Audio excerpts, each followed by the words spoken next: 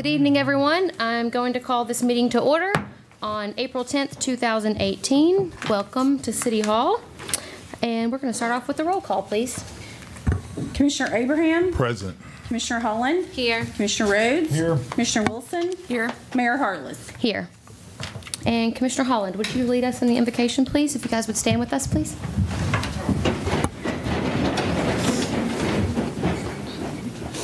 Dear Lord, thank you for the gift of life and the opportunity to serve the people of our city. Help us to act with character and conviction. Help us to listen with understanding and goodwill. Give us a spirit of service. Help us see the humanity and dignity of those who disagree with us and to treat all persons with the reverence they deserve. We seek a sense of the welfare and true needs of our people, a keen thirst for justice and rightness, confidence in what is good and fitting, and the ability to work together in harmony even when there is honest disagreement. Amen. Amen. You'll stay standing and join us for the pledge. I pledge allegiance to the flag of the United States of America and to the republic for which it stands, one nation, under God, indivisible, with liberty and justice for all. Thank you. You may be seated.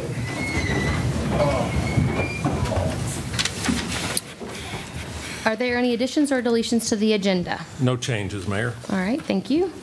Good evening, everyone. We have a packed schedule tonight, as is starting to be our usual. So we have some exciting things to do before we get into business. First off, we have the swearing in of a new police officer, and I'm going to ask Chief Barnhill to present that for us.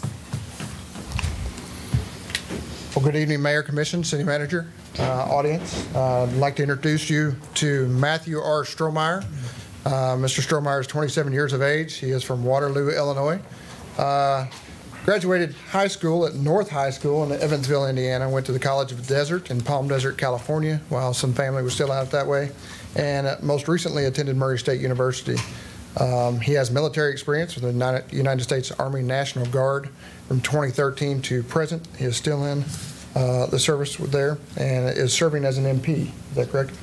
Mr. Strohmeyer is married, has his wife here with him, Paige. We welcome her also. They currently have no children. Interesting note about the family structure here. Mr. Strohmeyer is a third-generation police officer. His father was an officer for, father for 17 years and his grandfather for 30 years, both in California. 40 years, both in California. So we welcome Matthew to Paducah, and we're excited to have him here. Mm-hmm. Judge, if you don't mind to come on up, and we'll get him sworn in. Come over here. Raise your right hand. Do you, Officer Strohmeyer, solemnly swear or affirm that you will support the Constitution of the United States and the Constitution of this Commonwealth, and be faithful and true to the Commonwealth of Kentucky so long as you continue a citizen thereof, and that you will endeavor to the best of your ability to detect and prosecute all gamblers and others violating the laws against gaming, and that you will faithfully execute to the best of your ability the office of police officer for the Paducah Police Department according to law, and that you will faithfully discharge the duties of your office, and do you further solemnly swear or affirm that since the adoption of the present Constitution, you, being a citizen of this state, have not fought a duel with deadly weapons within the state nor out of it, nor have you sent or accepted a challenge to fight a duel with deadly weapons, nor have you acted as a second in carrying a challenge, nor aided or assisted any person thus offending, so help you God. All right. Congratulations, officer.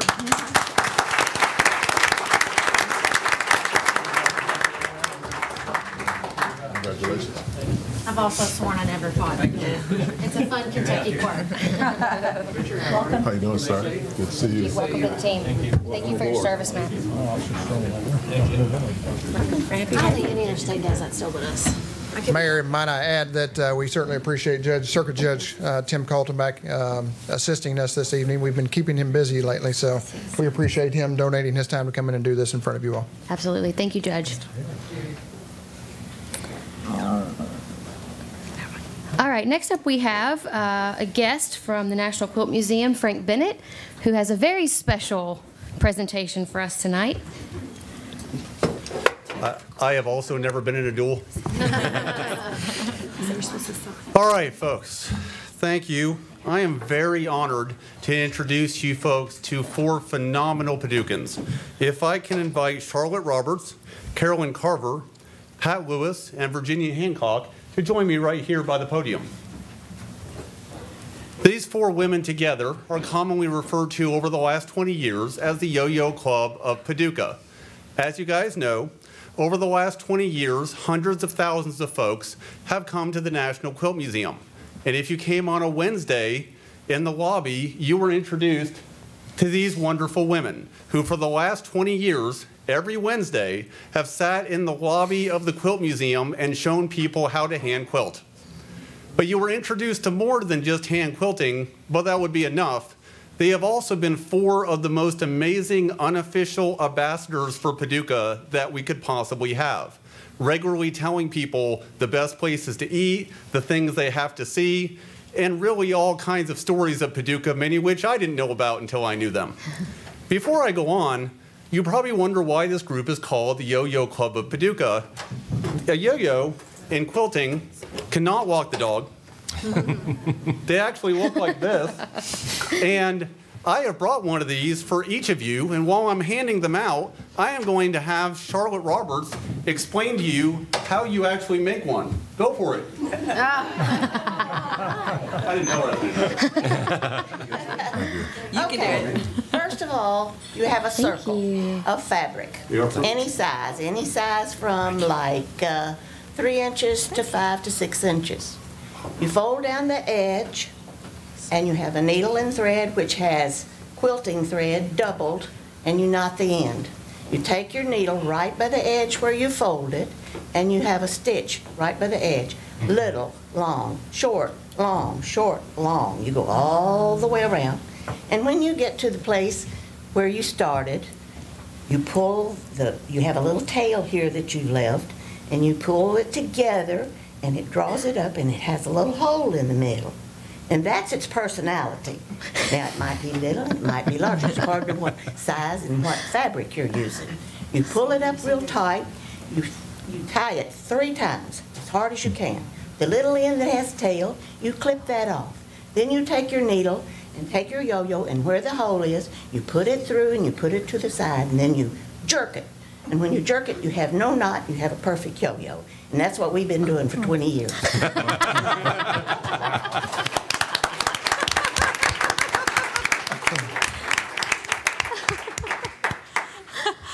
I was just upstaged. Absolutely. Yes.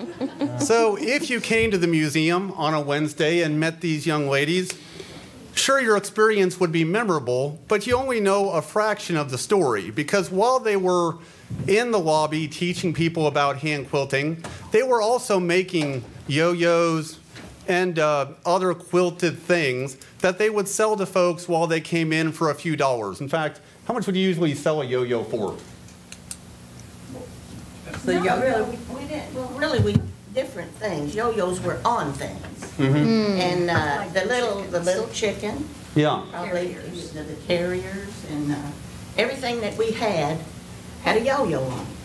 And the reason why we are called the yo-yos, because that's what we started. Before we started our hand quilting, that's what we were doing, and we were making things with our yo-yos. But basically, it was a few dollars per thing as time goes on. Right. Well, those few dollars per thing are an example of how these women have shown that a small, kind act over time can make a gigantic difference. Over the last 20 years, these couple dollars here and there for the things they've quilted has come to $140,000. Wow.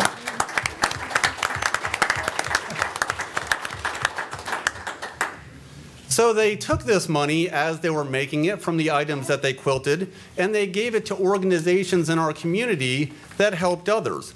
Organizations that have been helped by these fine ladies include the Paducah Cooperative Ministry, Project Home Humane Society of Metropolis, the Kentucky Sheriff's Boys and Girls Ranch, River City Mission, Hope Unlimited, Merriman House, obviously the National Quilt Museum, and many, many others. Truly, by these little acts, the women behind me have touched the lives of thousands and thousands of people in Western Kentucky and been an example of what caring for our community is all about. So I would like to ask this entire forum to please give them a round of applause.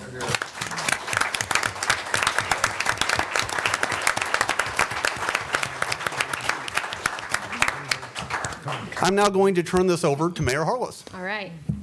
Well, ladies, thank you so much for your service. And I have to say that I'm sad to hear that it's coming to an end. I hope someone takes your wand and starts something new, or takes your yo-yo and starts something new. So thank you all for being here tonight. I do have a proclamation for you tonight from us here in the commission, and then I'll actually get this sealed up and we'll send it to you so you guys can find a place to hang it. Maybe we'll make 4 of them so they can each have one. But let me read this for you.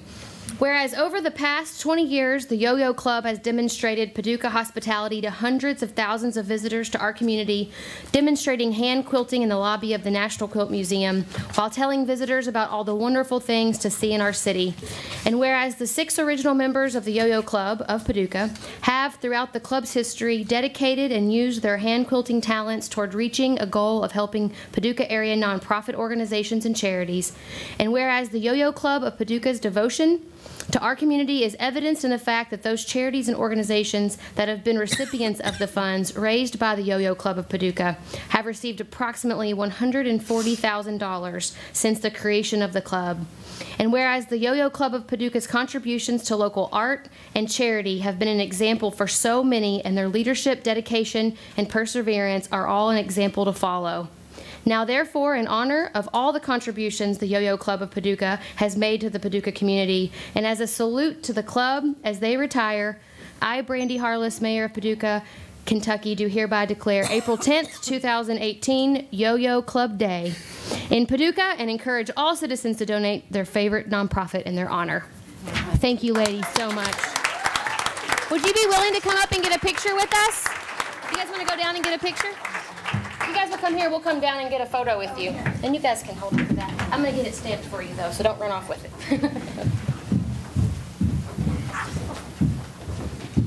It is the deepest desire of my heart to make a yo-yo quilt, so I hope y'all do private lessons. I need my kids to get a little bit older, but I really want to make a yo-yo quilt one day. Can you get this all in a photo like this?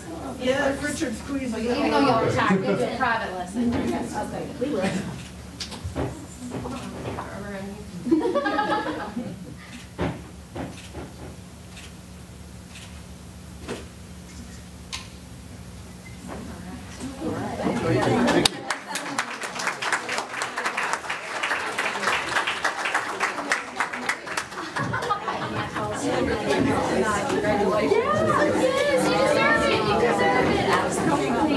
Yes, someone had a list. I did take it. I'm going to do it one day. I'm going to make a whole thing. So it's like the explanation. I know. I need my kids to get a little better. You were there, though. And they look on your toes.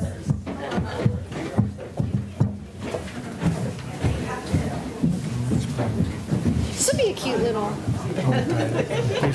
We should all pin them on our lapels. Oh, that's a good idea. I guess. Mine's sticking. Mine's sticking. All right. We will. I will later. What are we gonna do? I'll let them down a little bit. All right, we're going to continue with our special guest tonight. We have the director of the McCracken County Public Library, Susan Byer, with us tonight. Good evening. Good evening. Good evening, Mayor and Commissioners. Thank you very much for letting me come this evening. Periodically, I like to check in and let you know what's going on at your library, so thank you for that opportunity. The big news for this month is that April is fine-free. So you may remember last year we had a 2-week fine amnesty period. Well, in that 2-week period, over 300 people had their library privileges reinstated. Wow. So we thought that was very powerful, and my board agreed, and we decided to make this year all month of April fine-free. So we encourage people to come back to the library, no shame, no guilt, with their overdue books, and we'll get you back in good standing so you can enjoy your library again. We are also in the middle of a 10-week coding club series at Sprocket Innovation Hub at the Coke plant, and that is through a $20,000 grant we received from the American Library Association and Google. And I want to give special thanks to Commissioner Rhodes because I know he did some painting over at Sprocket, and it really invigorated the space. It's made it such an inspiring, cool spot. The teens love working in it. The energy in there is just so fantastic. So I wanted to give him a special thank you for that. Yes. And also, you may have seen in the paper today that we have an award winner on staff, our Systems and Web Services librarian, Zach Underwood, who is a lifelong Paducah graduate of Heath High School. He won the 2018 Charlene Davis Excellence in Technology Award from the Kentucky Public Library Association. And Zach is our webmaster. He also administers our circulation software, that software that checks all the books out and makes sure that you can look them up. He does our graphic design, and he also does our digitization for our local history collection. So the excellence that you see at the library, that's largely due to Zach and his innovation and his skill, and we're so thrilled that he's being recognized on a state level. He really deserves it. And also, I have Commissioner Holland to thank because we received a grant that I believe you alerted this organization to us existing, the National Center for Families Learning. Oh, yeah, I forgot Yes. about that. That was a while ago. Well, thank you for that because we received $2,000 from them. And we are doing a series of programming for young children and their caregivers called Let's Learn Together Outside in Kentucky. Oh, that might have been selfishly motivated just a little bit. That's okay. It's enlightened self-interest, right? Yeah, exactly. So thank you for that. And finally, this is National Library Week, and this specifically is National Library Workers Day. And I have been in this business for over 20 years. I have worked in multiple states. I can tell you that crew across the street, that's the best I've ever worked with. We are so fortunate to have, thank you, the staff that we do. It is a privilege to go to work every day and work with these fine people. They are incredibly dedicated to giving to this community, and I wanted to publicly acknowledge them for that. And since it is National Library Workers Day, first of all, my mother is a public school librarian, but I know that our McCracken County librarians do so much more for this community than check out books and DVDs. Mm-hmm. They are almost social workers. The skills and the needs and the just the outreach they do to the people in our community. It is an incredibly powerful service, and we so appreciate what they do over there. I know that they go above and beyond on the regular. Thank you. Thank you very much. Absolutely. Thanks for being here. Happy to be here. All right, next up we have another special guest, Miss Carly Frederick. She's a senior at McCracken County High School. And I'm going to let you describe a little bit before you start your speech about what honor that you've been given. Do you mind giving us a little preview before you start your speech? Absolutely. Thank you. So I found a scholarship through the American Legion. It is an oratorical competition comprised of 5 speeches that I've written and memorized about the Constitution and about different aspects of the Constitution. And I won the state level, so I'm representing the Commonwealth at the national level this Saturday. That's right. Congratulations. Thank you. And I'm very grateful for this opportunity to present my speeches and for you guys taking a few minutes to listen. Yes. This speech is my main one, and its prompt is an aspect of the Constitution with an emphasis on citizens' duties and obligations. Would it be best to go this way or to go this way? Into the microphone. I think into the microphone. Is that possible? I don't have a microphone for the real one. It's oh, good. Okay. Yeah, I'm walking. Absolutely. Then, wherever you feel comfortable, I think it's great. Okay, I think I'll do it this way. Okay, great.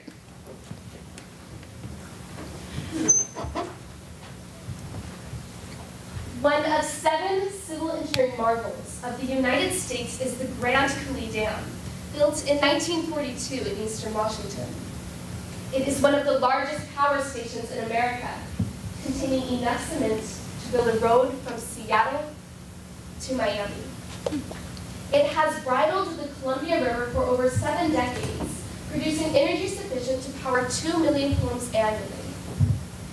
Much like the dam was built to create and harness power, our forefathers built the Constitution to create and harness power, to empower the government to act at a national level, but harness that power so it did not infringe upon individual liberty.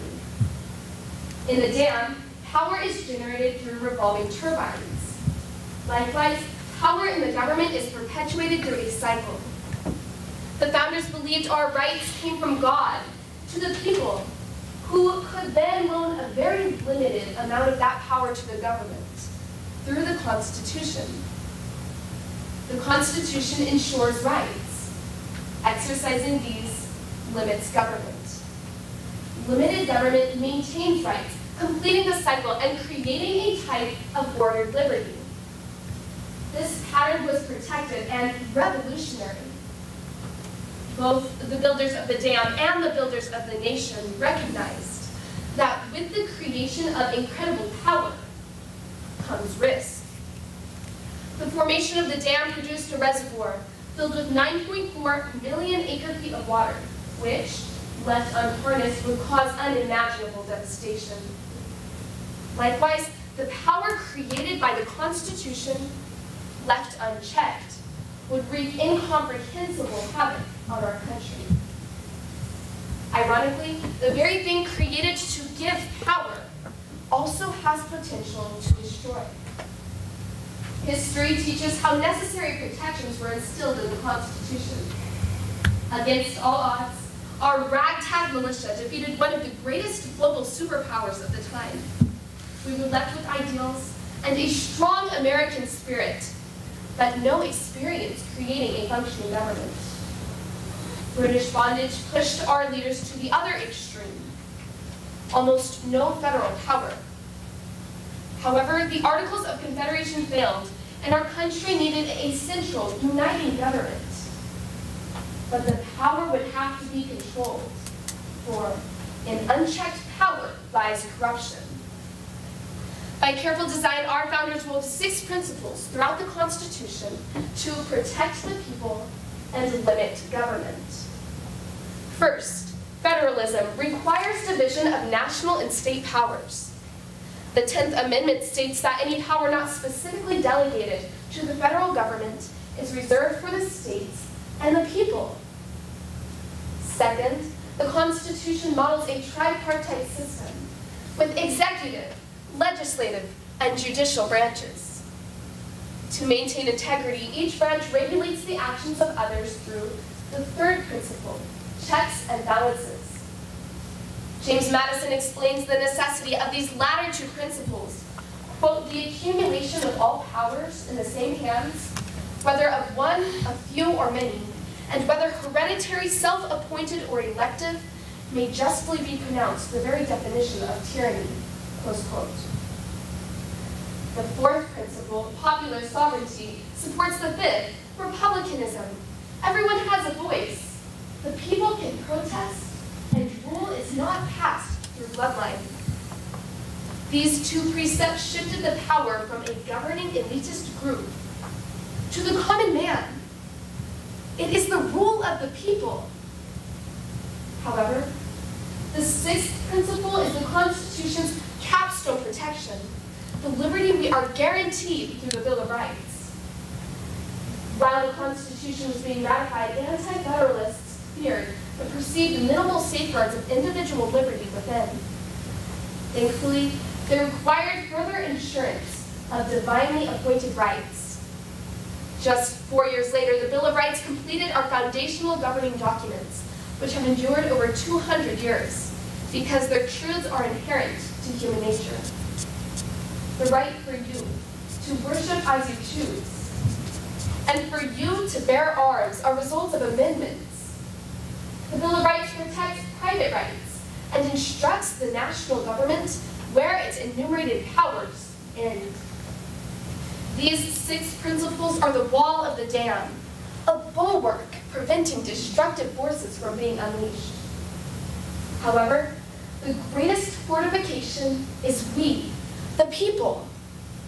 Without Americans who perpetuate the principles of this document, it remains just that, a piece of parchment. Because citizens hold this sacred power, what then are our duties and obligations? According to Immanuel Kant, they stem from different sources. Duties derived from moral conscience. Morally, we should vote, respect the rights and beliefs of others, and understand the Constitution. Obligations, on the other hand, originate from rules established to maintain order, such as paying taxes or serving as a juror. Because obligations are required by law, they are generally fulfilled. However, each individual must determine to what degree he or she will observe the moral responsibilities that protect freedom. Our liberty is a remarkable gift and requires passion to maintain. If citizens are apathetic or unknowledgeable about their duties of upholding the 6 principles of the Constitution, the cycle of limited government cannot be perpetuated. President Ronald Reagan declared, quote, "Freedom is never more than one generation away from extinction," close quote. Those who understand the precepts of the Constitution are more passionate about upholding and defending it. Sadly, however, the constitutional literacy in our country is deplorable. A recent study by the Annenberg Public Policy Center had shocking results. Only 1 in 4 Americans could name all 3 branches of government, and over 1/3 could not name a single right guaranteed under the First Amendment. Ladies and gentlemen, self-government requires education. Edward Everett offers, quote, "Education is a better safeguard of liberty than a standing army," close quote. While this education does not require a formal degree, an understanding of our history, system of governing, duties, and obligations should be the quest of every American. Knowledge allows citizens to share ideas and become part of the political process, holding leaders accountable to serve the people. Our Constitution was created to secure the blessings of liberty to ourselves and our posterity. Therefore, our most transcendent duty is to preserve limited government today and for future generations. Why? Limited government promotes the American dream. We can become who we want through hard work, ingenuity, and grit. Limited government strengthens smaller units, families, churches, and communities. It promises life, liberty, and the pursuit of happiness. Incredibly, the greatest right the Constitution ensures is the people's control of the very power it creates. If you stand on the Grand Coulee Dam, the power beneath you is palpable. My fellow Americans, we stand on the backs of our forefathers and others who have helped preserve this unique gift. This is hallowed ground. William Faulkner declared, "We must be free, not because we claim freedom, but because we practice it." Ladies and gentlemen, it is my responsibility. It is your responsibility to preserve the freedoms of the Constitution of the United States of America. Thank you.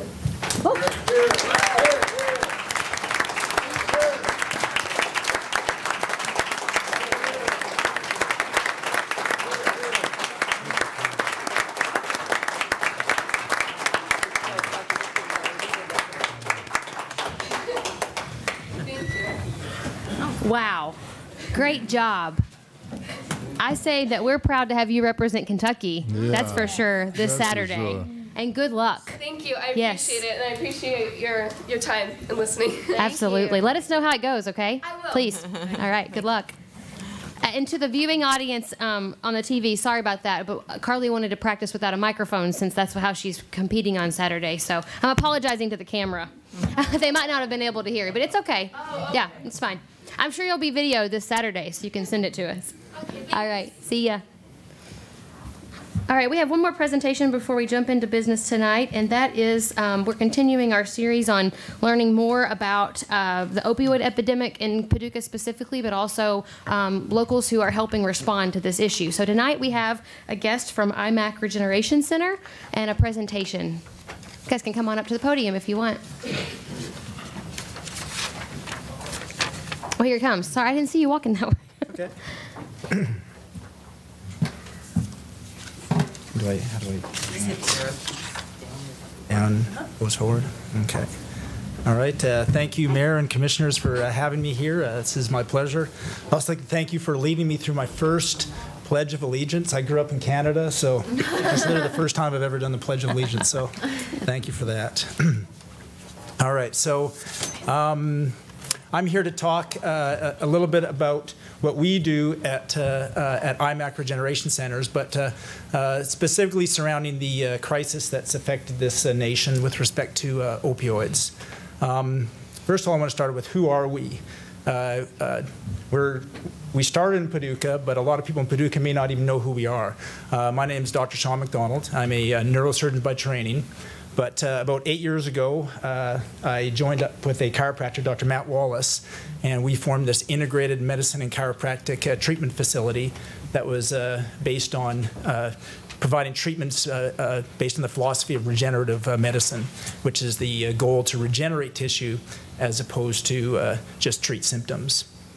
Now, instead of kind of getting into specifically what the opioid crisis is, I'm going to describe a patient to you that I think sums up what the problem is, what I think the problem is. This is a young man that I saw probably 3 months ago, 23 years old. He came to our office on high doses of a narcotic pain medication, Suboxone. He'd been a motocross rider in his teens and had a fairly minor injury in terms of the grand scheme of things when he was 16 and was evaluated and treated with opioid pain medications. Despite the fact that the pain medication didn't really provide him with much pain relief, his underlying condition wasn't treated, he felt he was getting addicted. And he actually approached his doctor and felt that he was addicted to the pain medication, wanted to get off it. So his doctor switched him over to Suboxone, which is another opioid medication that is highly addictive. And he remained on opioid for years, on the Suboxone for years. He'd actually got to the point that he'd stopped working. His relationship with his family was fractured. His father was his best friend and became his enemy. He got to the point that he was actually quite suicidal. And when he came to us, this was really his last ditch effort at trying to get out of pain, number one, and get off the pain medication. And we provided him with treatment using regenerative medicine techniques to treat his underlying problem, which was actually quite simple to treat. And he actually weaned himself off the Suboxone, and his life has changed as a result. And I think that this is a very typical case that illustrates the problem that this country faces. So here's a quote from Mark Twain. Now, whenever you find yourself on the side of the majority, it is time to pause and reflect. Now, in healthcare, being on the side of the majority is called standard of care. When I trained in Canada, and when I moved to the United States, I noticed that this was 17, 18 years ago, I noticed that the use of opioid pain medications was far greater than it was in Canada, and it's far greater than it is in Europe, and it's far greater than it is in Asia. In fact, 27% of the overdose deaths in the world are happening in this country, and this is 4% of the population. This is an American problem. This is a Kentucky problem. This is a Paducah problem. And the issue is one that I feel is based on the fact that we actually feel that the treatment of the pain is more important than the treatment of the underlying condition. So it's really a problem of culture. And it's a problem of culture that we as physicians are probably first and foremost to blame, but there's lots of blame to go around. Pharmaceutical companies, insurance agencies, government, we all share some blame in this. But we believe that there is a solution to the problem. But it starts with sorting out what is the underlying reason that people are getting on pain medication. Why do so many people take opioid pain medication? Well, the most common reason that people go to their doctor is for pain. And it's for neck pain, lower back pain, two things that I saw a ton of as a neurosurgeon, and joint pain, mostly knee pain. Now, this is a picture of the spine here, and this is just to illustrate that the issue is not so much pain, but what's the cause of that pain. And if we focus in a little bit on the lower back here, you see the spine itself, and there's some red structures which are muscle, and there's some white structures which are ligaments and tendons. And the reason that there's a difference in color there is blood supply. Muscles have a great blood supply. Bones actually have a great blood supply. When you injure a muscle, when you fracture a bone, those things heal. But when you injure ligaments, when you injure tendons, there's not a great blood supply. The factors that are responsible for healing those tissues are in us, but they just can't get to those areas in adequate supply. So when we injure those areas, when we injure ligaments, which are necessary for the stability of a joint, there's incomplete or inadequate healing. And over time, this changes the function of the joint, and ultimately that results in pain. So it's really a series of issues that end up in pain. And if we're just treating the pain, then we're missing the problem. The other thing is pain is just a message. It's just a messenger. So basically when you're treating pain and you're not treating the underlying problem, you're actually just killing the messenger. And then in that situation, you really haven't accomplished anything. So it's of utmost importance to underline what the underlying issues are. Now, why do we become addicted to pain medication when we are put on opioids? How many people in this room have been to their doctor and walked out of the office with a prescription for pain medication? So a fairly significant number of people in the audience here. So when we take a pain medication, it actually has multiple effects on our body, in our brain, our central nervous system. The primary reason we take the pain medication is to treat pain, and it is effective at doing that. But unfortunately, it has some other effects as well. And one of those areas that it works on is in the limbic system. And that's a part of our brain that's responsible for a lot of emotional type stuff. But opioids in particular can have an effect in causing euphoria, contentment, relaxation. And these are the things that tend to take us from taking a pain medication for pain relief to being addicted to a pain medication. And that becomes the reward. That becomes what we seek. It's not so much the pain relief, it's the contentment, the euphoria, the relaxation, things that just makes you feel good. The other area that opioids affects are in the brainstem. So breathing control, and this is where opioid deaths become such a big issue because opioids in high dosages can actually stop breathing, and that's what causes the overdose deaths. So once we get addicted, why is it such a problem? Why do so many people end up dying?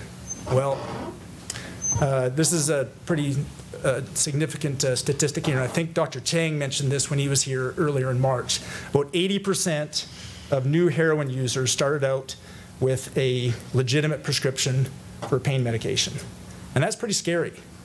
And part of the problem is that some of the solutions that we have come up with in government, House Bill 1, for instance, it restricts people's, a doctor's ability to prescribe the medication, so the supply for these patients that are already addicted becomes cut off, and they tend to go to the street, and they tend to turn to things like heroin.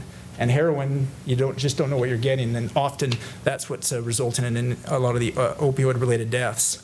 Now, on the bottom right here, we have a little checklist thing here to pick the opioid addict. And the point is that it can be anyone.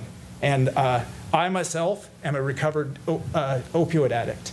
I was addicted to opioids a little over 10 years ago, and I was fortunate enough to go through treatment and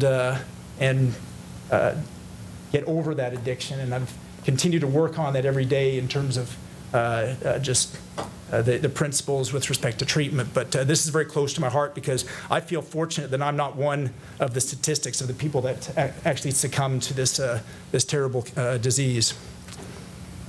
Now, as I mentioned, this is an American problem, and in particular, this is a Kentucky problem. In eastern Kentucky, about 1 in 3 people have family members or have friends who are abusing opioid pain medications, and in this part of the state, it's about 1 in 4. So obviously, this is a significant problem, and there's a lot of people that are looking for a solution.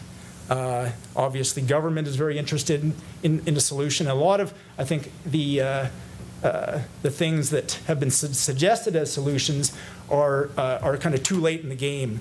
One of the things that Dr. Chang talked about in his speech to you guys about a month ago was that there are really 3 areas that you can work on the opioid problem. And one is prevention, one is the treatment of the addiction, and the third is the reduction of harm. And as you go up that scale, cost increases, but you're also behind the 8 ball once you're at the treatment stage. Prevention is really the key. And there are some forward-thinking, proactive people in government. Andy Brashear and Patrick Morrissey, for instance, gave a talk recently at Marshall University talking about wanting the insurers to promote the non-opioid pain management alternatives when viable. And that's one of the things that we offer at IMAC. So in order to accomplish prevention, the number one thing is to identify exactly what one of the problems is. And despite the fact that I'm a surgeon, surgery is one of the gateway problems in terms of this epidemic. In 2016, nearly 3 million patients who underwent surgery became newly persistent users of opioids. And these aren't patients where I trained, we put patients on Tylenol 3 for a week or 2 after a major back surgery, and then they were off their opioid pain medications. Here, that isn't the case. These are patients that are often on opioid pain medications for months while they recover, and at that point, you're probably dealing with an addiction. Again, in 2016, almost 12 billion pills were prescribed to Americans, and that's enough for every man, woman, and child to have 36 pills each. So just imagine that. That's unbelievable. Okay, so is surgery as effective as we say it is as surgeons? When you go to your surgeon and he tells you you need a knee replacement or a back operation, a fusion, is it something that you should consider? Well, in some cases, yes, it is. But is it as effective as we think it is? Knee replacements, do they eliminate pain? One study shows that almost a half, or 47% of the patients a year after surgery for a knee replacement remain on pain medication. Their pain score still rates at about 5 out of 10, 6 months after surgery, and almost half have knee pain either recurrent or persistent 2 to 3 years after surgery. Back surgery, that's my area. And I can tell you from experience that there's a domino effect when we treat patients with back surgery, particularly fusions. It's often they come in, do a fusion, they do great for a few years, and they come back with another level that's problematic. So we end up kind of mortgaging our future for this immediate pain relief. But that's not the end of the story. They looked at about 1,500 patients having back surgery. This was a study done at the Workers' Compensation Board, and about half the patients had a fusion, and half the patients had no surgery. And believe it or not, who returned to work after 2 years? Only 26% of the patients who had surgery returned to work, whereas 67% who didn't have surgery returned to work. And that kind of blows my mind. I mean, one of the reasons that we're doing the surgery is to try to get people back to work, try to get people out of pain. There was also a 41% increase in opiates in those who had surgery. So what is our solution to the opioid epidemic? This comes back to prevention. As I mentioned, we haven't prescribed one single opioid in our practice in 8 years, not one single opioid. And we're treating the same patients that are going to the pain management, that are going to the orthopedic groups, and not one single opioid has been prescribed. And our protocols are built around regenerative medicine, which involves use of stem cells and platelets, and rehabilitation, which is a combination of physical therapy and chiropractic. Skip over that. This is just a. So what is regenerative medicine? So we use stem cells and platelet-rich plasma. Now, stem cells are really the heart and soul of what regenerative medicine is. Stem cells are cells that have the potential to become pretty much any tissue in your body. We all have stem cells in us. Stem cells reside in our bone marrow and our fat. And when those stem cells go to an area where there's damage, for instance, they will divide into a tissue that's signaled by that tissue that's damaged and another stem cell, and can continue to divide in that fashion. So they have the potential to regenerate tissue that's been lost in the heart, in the liver, in the brain, in the ligaments. So, for example, with our knee protocol, it involves injecting stem cells into the knee, And these red cells here, these are the damaged cells, and the gray ones would be normal, and the blue are the stem cells. Those damaged cells send signals to the stem cells, which are then attracted to that area, and they divide and start to form new healthy cells as well as more stem cells. As those new healthy cells form and regenerate that tissue, then you can return to normal level of function and a pain-free state. So here's just a couple of videos on some patients that I want to show you. Every time I took a step, it was like somebody was sticking me in the side of the knee with a knife. He was bone on both knees. Came in walking with a cane. Now he comes in dancing. The cha-cha. With the Delta Knee program, we were able to take Chad from needing a total knee to an active lifestyle without surgery. The results are amazing. You know, you can't fake x-rays. IMAC is here to heal you. This is a lady. My neuropathy is bad. I've had to have my veins stripped twice to even keep my feet. I couldn't sit, I couldn't stand, I couldn't hardly talk. I was hurting so bad. And when I came down there, they said, we can help you with this. And I said, heck yes, let's go do it. At IMAC, we use innovative technology to treat neuropathy using regenerative medicine with excellent long-term results. These are people who've had neuropathy for 10 or 20 years, and it's gone. The bottom of my feet don't burn. The pain in them is gone. And I know that there are people out there that would give anything in the world just to be able to stand up. And I would go door to door to tell people, you don't have to sit there. We change lives at IMAC, and I just love working here. Helping others, that's what they live for. I'm a miracle, and IMAC offered my life back to me. And that's not an understatement or an overstatement, really. She was on high-dose pain medication and really had a miserable quality of life. And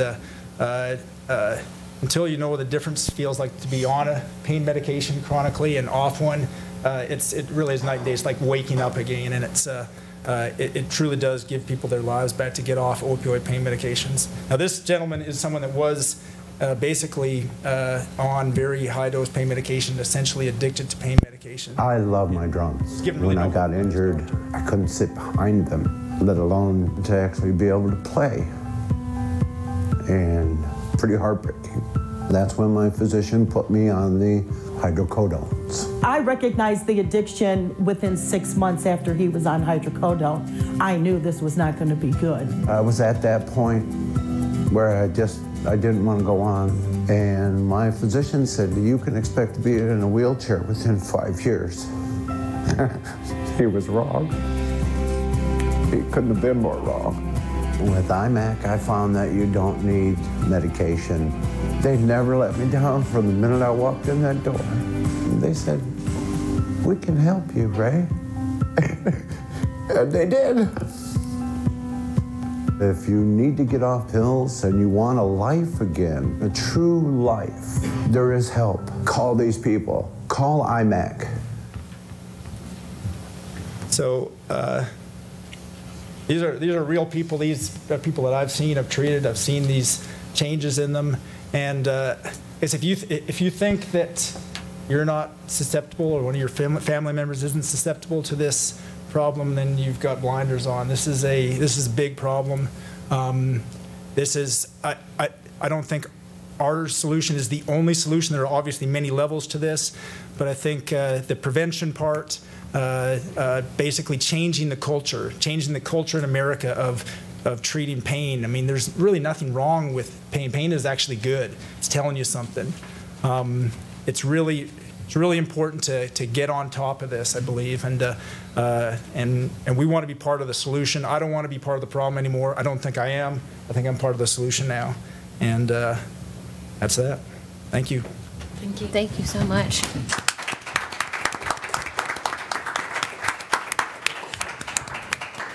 Anyone have any thoughts or questions they want to share with Dr. McDonald?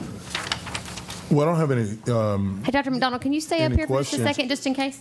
I just, after hearing from the doctor and also the doctor from University of Kentucky that we Skyped in, and then Attorney Mark Bryant, I was wondering where we are as far as the litigation part of it.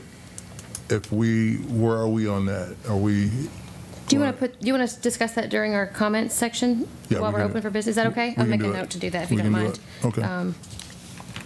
Well, I do want to say thank you. I know that Commissioner Wilson was able to make it to your big event that you had recently, and I just want to say congratulations for the growth of your business. And sometimes I think the innovation that happens in Paducah goes unnoticed, so we want to make sure that we definitely acknowledge all the work that you guys are putting in to, hey, anytime we put Paducah on the map, we're proud. So thank you for that. We appreciate it. Thank you. And thank you for being here tonight. Appreciate you guys. Yeah, I also just want to, with some insight that your history. And, thank you so much. If I'm a patient of yours and I'm coming in and I'm talking to you, you have a different perspective.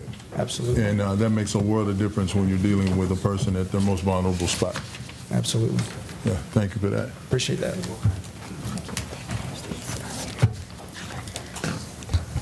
All right, we're going to move into business now. And first up, we have the consent agenda. Items on the consent agenda are considered to be routine by the Board of Commissioners and will be enacted by one motion and one vote. There will be no separate discussion of these items unless a board member so requests, in which event the item will be removed from the consent agenda and considered separately.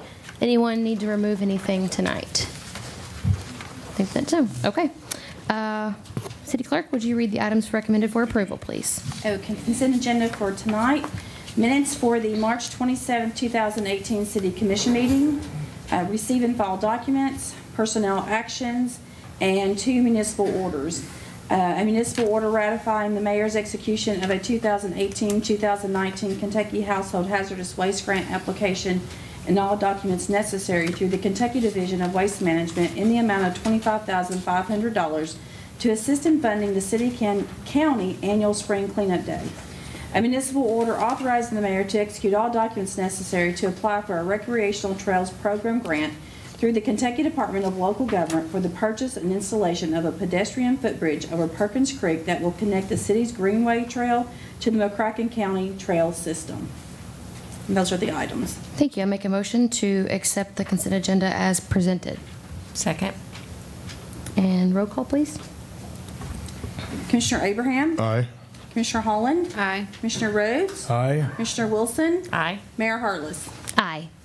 And I do want to take a moment just to let you guys know that on this grant application for the footbridge, this is a partnership that I've been working very closely with Judge Leeper on. And the idea is to connect, obviously, the Greenway with the county's parks that actually Judge Newberry put in place when he was in office. And Judge Leeper has really kind of taken his vision to fruition. We also had Four Rivers Nuclear Partnership offer a donation, a substantial donation, to match this grant with us. So if we get this grant, we will be prepared to put a bridge over Perkins Creek, so it extends our Greenway Trail about 1.5 miles, I think it does. So that's really exciting. Awesome. All right, moving on, we have a motion for adoption. Commissioner Wilson. I move that the Board of Commissioners adopt an ordinance entitled, "An Ordinance Relating to the Protection of the Public Health and Welfare by Prohibiting the Smoking of Tobacco Products in Enclosed Public Places, Places of Employment, and Certain Outdoor Places." This ordinance is summarized as follows. This ordinance amends Chapter 54, Article 2, Division 2 of the Paducah Code of Ordinances to prohibit smoking in enclosed public places, places of employment, and certain outdoor areas. Under this ordinance, smoking, including electronic smoking devices, will be prohibited in enclosed public places and in all places of employment, whether public or private, except in screened-in gazebos, private vehicles, retail tobacco stores, designated workplaces, and in private organizations or clubs. Additionally, under this ordinance, smoking is prohibited in school-owned outdoor sports arenas and amphitheaters, public or private-owned outdoor playgrounds, and certain municipally owned outdoor areas with limited exceptions. Second. All right, so we talked about this at the last meeting when it was introduced. So I want to open it up for discussion, and then I think Commissioner Abraham may have a proposed amendment. So I have comments. And we have comments for this tonight. So let's have the discussion with the current motion on the floor, and then we can bring in public comment, and then bring up any amendments. Is that okay for a process? Well, you want us to do the public comment so we can, if we want to address any of the public comment? That's what I said. Oh, first? Oh, sure, I can do first. Public comment first, is that okay? Or anyone have any statements they want to make first? Okay. All right. First up, we have Dr. Pat Withrow with us and Larry Furman. You're on the same sheet. Did you mean to do that?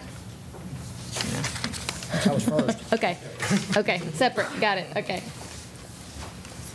Mayor, commissioners, manager, clerk, all of you, thank you very much for the opportunity to speak. I appreciate all the hard work, consideration, and contemplation of you commissioners. I mean, this has been a long, hard road. 2 years working on this ordinance. Much time and study has gone by. We've looked at the project and trying to improve the health of the Paducah community. We've had a smoking policy in Paducah since 2006. Unfortunately, it's not a strong policy for the citizens, and it's not strong against lung cancer, new lung cancers, heart attacks, or chronic lung disease. This includes non-smokers as well as smokers. Only a strong ordinance has any protective effect of the citizenry at all. The smoking policy we have had in effect since 2006 is classified as moderate. Moderate policies have no significant protective effect against smoking, against secondhand smoke, I should say. The new smoking policy that we just heard about, that Commissioner Sanders just spoke of, is characterized as a strong smoking ordinance. This ordinance has been proven to decrease the incidence of lung cancer by 8%. Now, this study that documents this was done at the University of Kentucky by Dr. Ellen Hahn, which included looking at different smoking ordinances all through Kentucky communities for 20 years and looking at 80,000 Kentuckians. Once again, only strong ordinances such as this one that we are proposing tonight are protective. Not moderate, not mild. They have essentially a zero protective effect, as documented by this study I just quoted. There was also a study done in Chicago looking at smoking ordinances, and what they found was the number of emergency department visits and heart attacks increased when the smoking ordinance was not strongly positive. Heart attacks and visits to the emergency department. Other studies have shown harmful effects on our children. Small birth weight babies, sudden infant death syndrome, and asthmatic bronchitis were more evident when strong smoking policies were absent. Therefore, in addition to being protective against lung disease and heart attacks, they're also protective against our kids. I think the most valuable resource we have in a community are our young people. I've worked for many years to improve the health and well-being and the future success of our kids. What's the message we're trying to impart to these kids when they see adults smoking?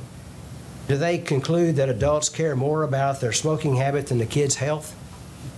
The improvements and changes that we will see from this strong smoking ordinance will be gradual and to a significant degree will result from cultural and priority changes, which take a while. It's not going to be immediate. This is not a smoking ban, but it's designed to protect kids and non-smokers from having to breathe secondhand smoke and suffer its health consequences. No civilian is going to be mandated to police this ordinance.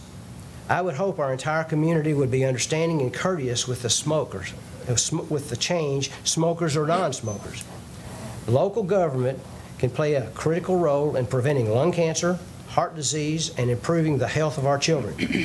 Elected officials can ensure that all workers and the public are protected from secondhand smoke by passing a strong smoke-free law with few or no exceptions. We have an opportunity to improve the community health, to save millions of health care dollars by using the evidence-based approach. Thank you. Thank you, Dr. Withrow. Anyone have any questions for Dr. Withrow? No. Thank you for being here. Larry?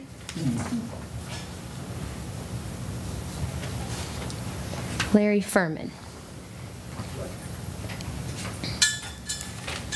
Good evening. My name is Larry Furman.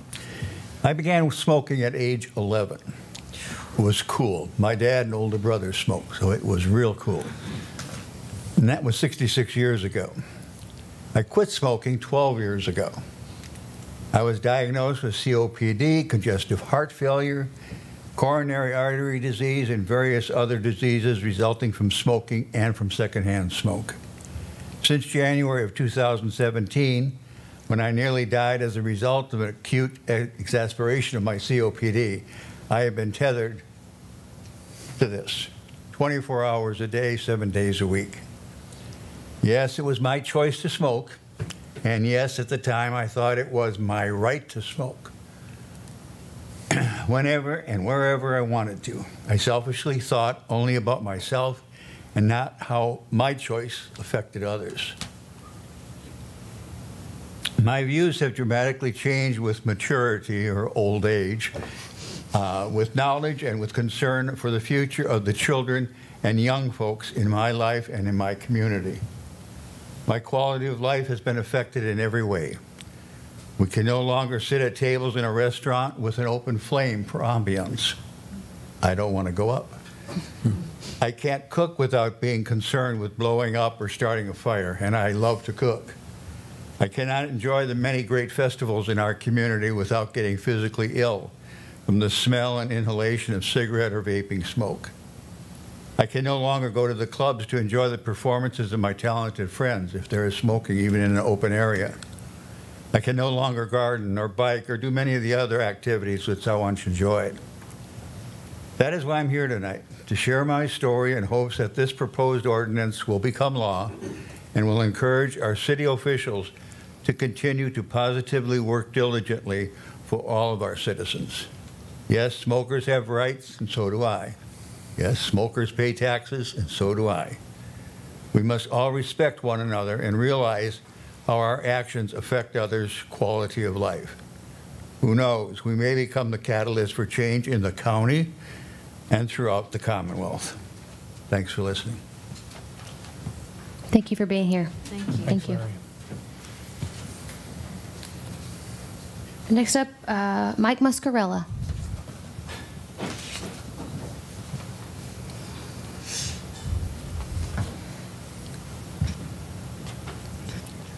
Hello, everyone. Mayor, commissioners, city manager, and city clerk. I'm the executive director of ambulatory services at Baptist Health in Paducah, and I also serve on 3 health coalitions in our region. The McCracken ASAP, which works with substance abuse, Healthy Paducah, and the Purchase Area Health Connections Coalition, which I serve as chair. And all of these coalitions are in agreement that this ordinance needs to be passed for the health of our community. The 2 CEOs from the hospitals here, Lourdes and Baptist Health, both agree that this needs to be enacted for the protection of our community. We see the risk of secondhand smoke. We see the modeling that our children receive to then pick up smoking, and we don't want them to have a lifelong struggle with an addiction to nicotine. One of the things that can help our community with economic development is having an educated and healthy workforce. This ordinance will help us with that and will help Paducah continue to move forward in being an economic powerhouse in the western part of the state to provide good jobs and a good environment for people to live. And I thank you for all your hard work on this ordinance and the support that you have given it. Thank you very much. Thank you. All right, Mr. John Watson.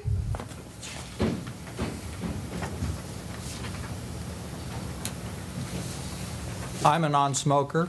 I don't like cigarettes. I never got stuck on it as a kid. I don't understand why people start smoking with what we know today. I'm a friend of Mike Muscarella, and I appreciate what he's doing.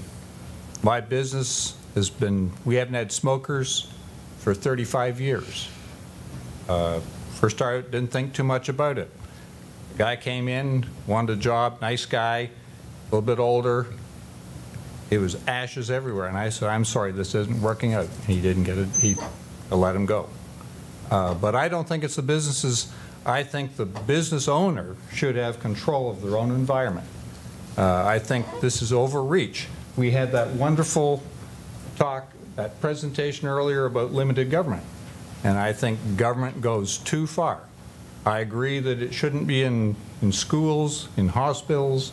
I think any business person should be able to say, this is a non-smoking place, there's no smoking signs up in my business. It's been that way for 35 years. But I think we're just sometimes, you know, people have, like a few of the people Dr. Withrow said, a lot of us respecting each other. treating people with courtesy. But I think sometimes we go too far. And I think we need to just back away a little bit. And I think it's really, we need, kind of like the doctor said too, what's the cause of it? Why do people start now? That's where the real problem is. How do you prevent it from happening? I think, you know, some people are stuck on it. I'm sorry this gentleman was stuck with that. And he said it was his right to smoke. I tell people, it's my business. You got no right to smoke in my business. But I go in somewhere else. If they're smokers, I don't like it, but that's my choice. If I don't like it, I leave. Thank you, John. Yvonne Gray.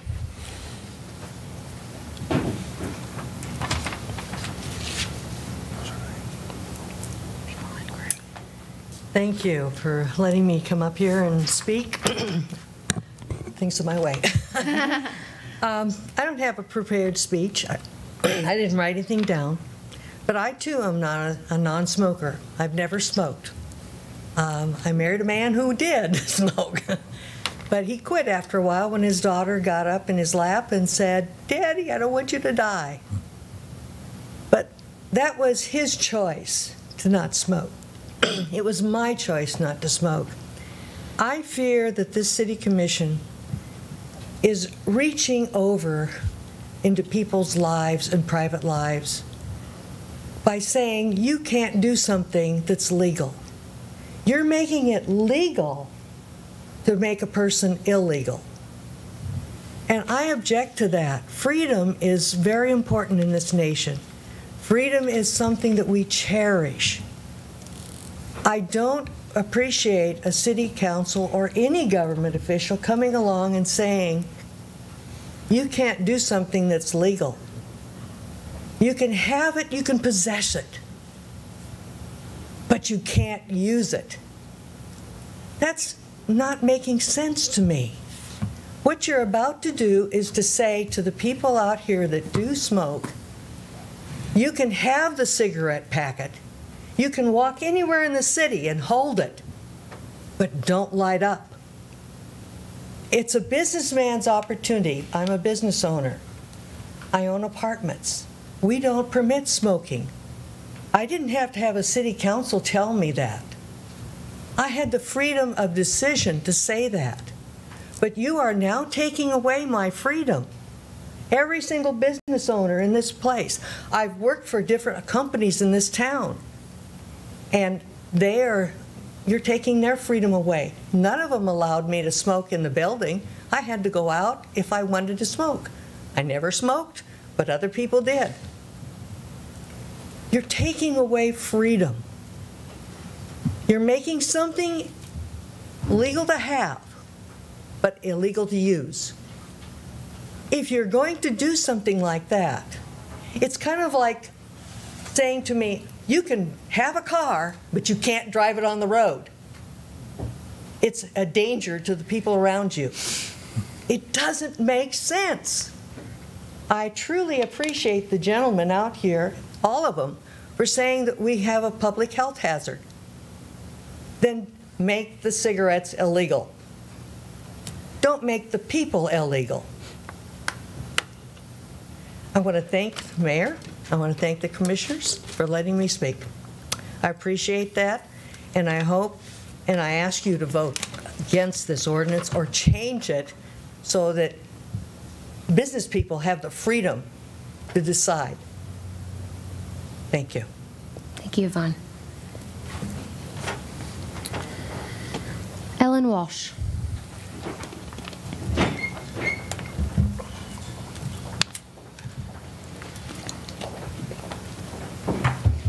Good evening. Thank you for letting me speak.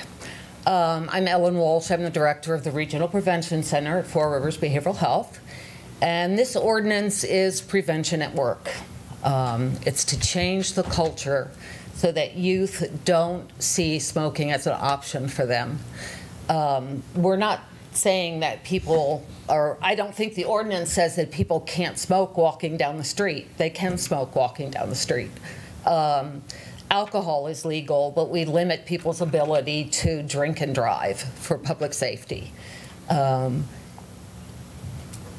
It's important for us to set a good role model for our youth. And prevention is definitely the way to go with all problems. So the more kids we can prevent from starting to smoke, the better off we are. Thank you. Thank you, Ellen. All right, I think that was the last public comment we had. Anyone want to make any comments about the motion that's on the table now? Yeah, I will. First of all, you can't argue with the data about cigarette smoke and the preventable diseases that it causes. I talked to Dr. Withrow last night. I know Mike from years of working at Western Baptist. I don't smoke. I never smoked. Actually, I did when I was 7. And yeah, my grandfather had a cigar, and I wanted to do everything he did. So I took the cigar out behind the smokehouse, and I inhaled, and everything came up. So that pretty much did it for me as far as smoking. Here's the issue that I have. In 2006, I wasn't on the commission, and we passed, the commission passed a smoking ordinance to prohibit smoking in restaurants. Now, had I been on the commission, I probably wouldn't have voted for that, and here's why. What the lady said that was just up here. If I'm going to build a business, and I notice that my bottom line is in the red because I allow smoking in my restaurant, I'm not in business to lose money. I'm going to make the necessary adjustments. And if that means not allowing smoking in my restaurant, then that's what I'm going to do. On the other side of that, me and my son, we put this blood, sweat, and tears into building that establishment. The city passes an ordinance that I can't smoke in my own restaurant. That seems a little odd to me. Moving forward, we passed a smoking ordinance in 2006. I think it's reasonable. The amendments that were added, e-cigarettes, okay, not a problem with it. Most of this ordinance that we're considering tonight, I agree with. Couple of things is bothering me though. We have designated areas where I think most folks, smokers, are reasonable people, and are like, okay, I totally get it on the playground. I totally get in wellness parks, arenas, soccer fields, whatever. I understand that. I'm not going to smoke in the middle of a soccer game with kids. I get that. Most folks are reasonable. But if I'm 200 yards away from the playground and I'm just walking outside and I light up, I'm all of a sudden now I'm subject to a fine. If someone comes up to me and says, hey, you need to put that out, this is a smoke-free zone. I'm not in an enclosed space. I'm away, more than far enough away from the designated area, but I can't light up. There are two groups of people here. There are folks that smoke and folks that don't smoke. I think it was articulated very well by a couple of folks that were up here, whereas as a commissioner, it's not as black and white as some of our folks that are on these health coalitions, because I have two groups of folks here. And the best thing that we can do is try to come up with an ordinance that's fair and balanced. Now, we have to deal with that because Frankfurt won't deal with it. If Frankfurt passes a law that says, you know what, cigarettes, illegal, but they won't do it because of that tobacco Kentucky thing. We all understand that. So we have to try to come up with an ordinance that's fair. And I'm all up for that. But the far-reaching, and I use that word because I think it is, that you can't, if I'm in my car in the park, if I'm driving through my car in the park and I'm smoking in my car, I guess that's okay as long as the windows are up. Roll the windows down, there's smoke coming out. Now, am I in violation? I mean, those are the type of things that if I'm a smoker, there's no designated area, so I can't smoke. The product I'm smoking is not illegal, but I can't do it.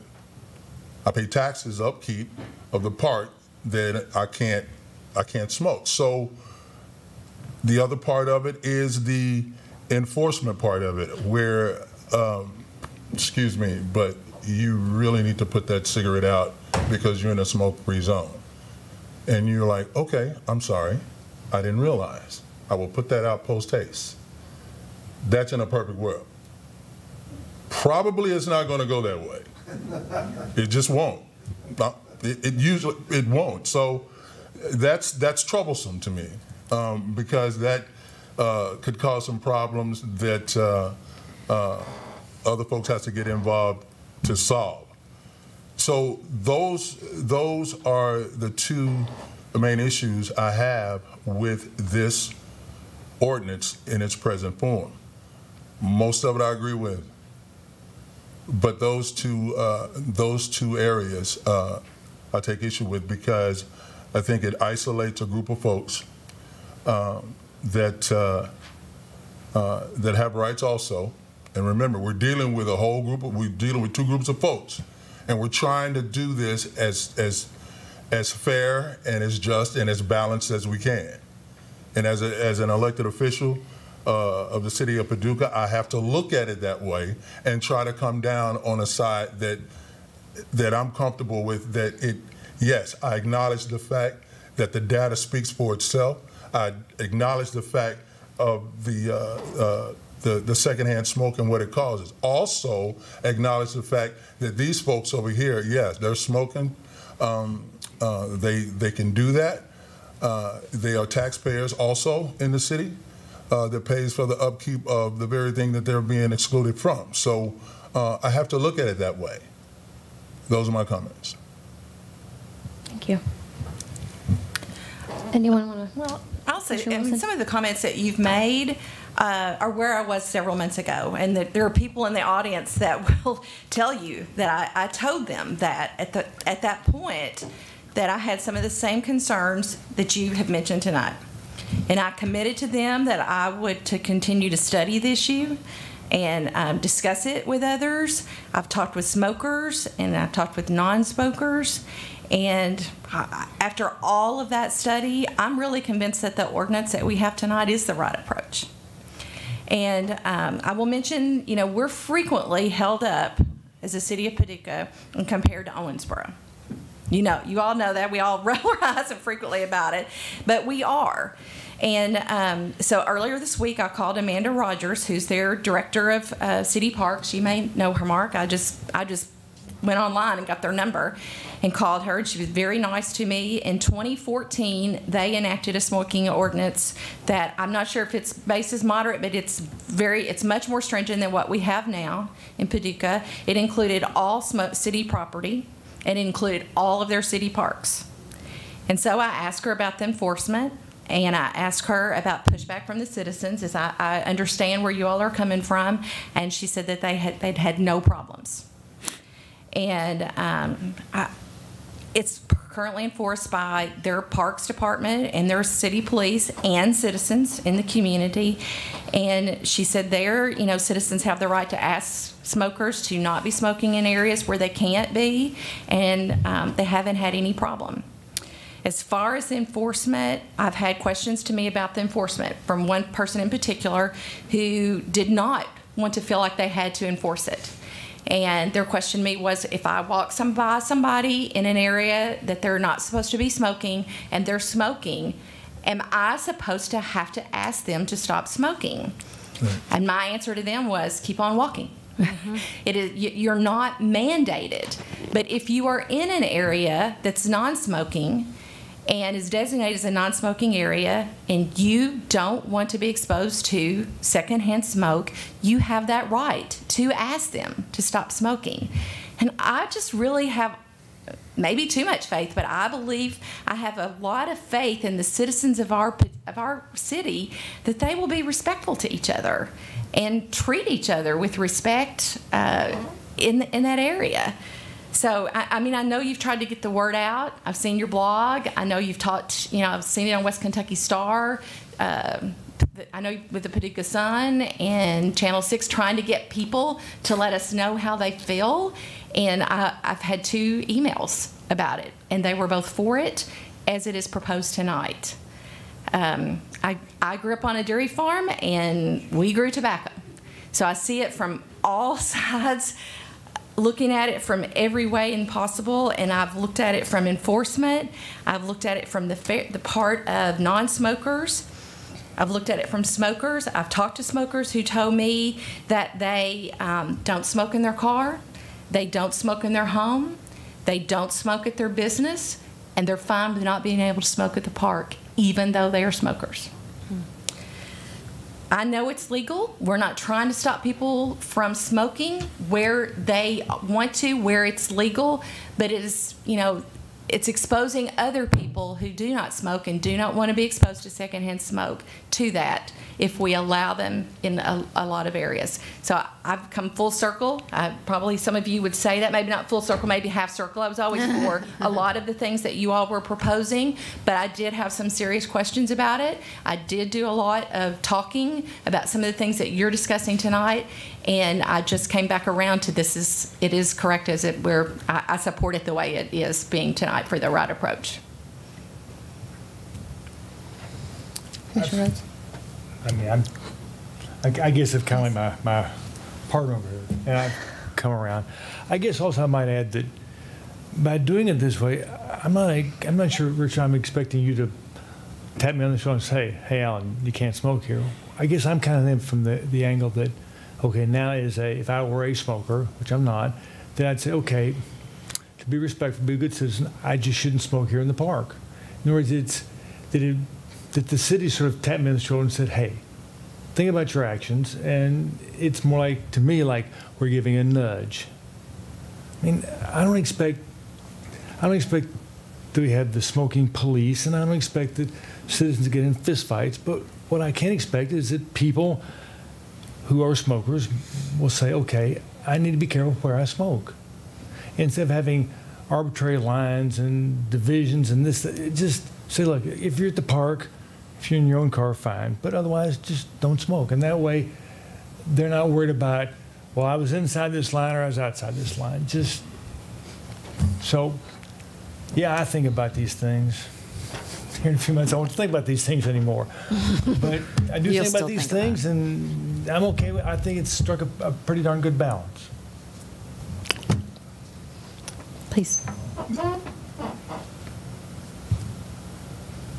There was comments made about the importance of setting a good example for children, and I would encourage us as a community to be more aggressive on the education part of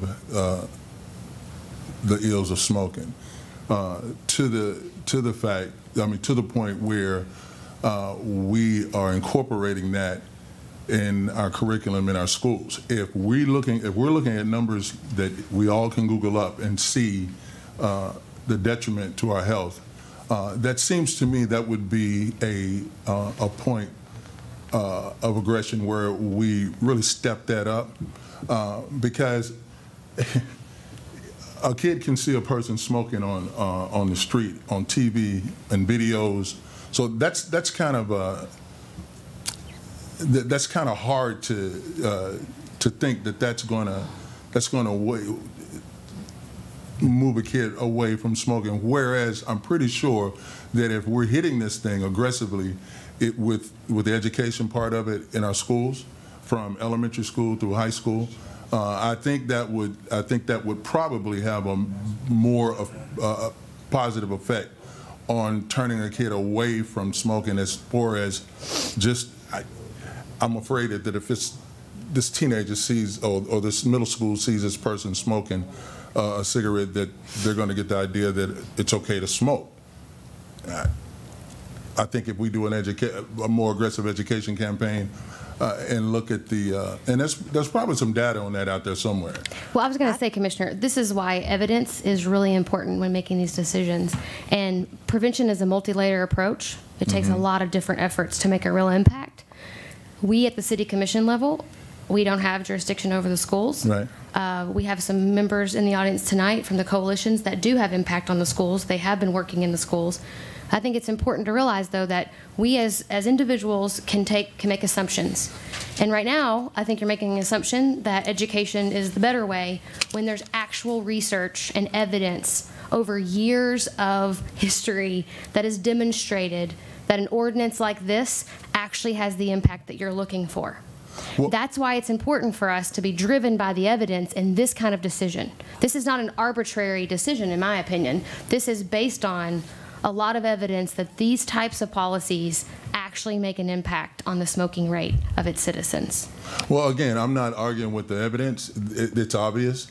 I think the point I was bringing up about the education, that's just another tool in the belt. Absolutely, I agree. I think that's available. Dr. Withrow, I've seen you walking around that big, cigarette that you carry. Aren't you in the schools with that? Yes, we're actually working on curriculum in schools for kids K through like 8 to talk about different behaviors, among which is smoking. So good. There are efforts in that area. Yeah. That's that's great. That's great, and I think that will help. I agree.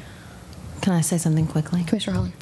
So I wanted to say that I understand the concern about the government reaching into our personal lives and making something legal seem illegal. I do want to point out that the government does that all the time. It is legal to drive a car, and the government reaches into your car and says, it is illegal to drive that car without a seatbelt. The government reaches into your car and says it's illegal to drive cars without certain amounts of pollution restrictions.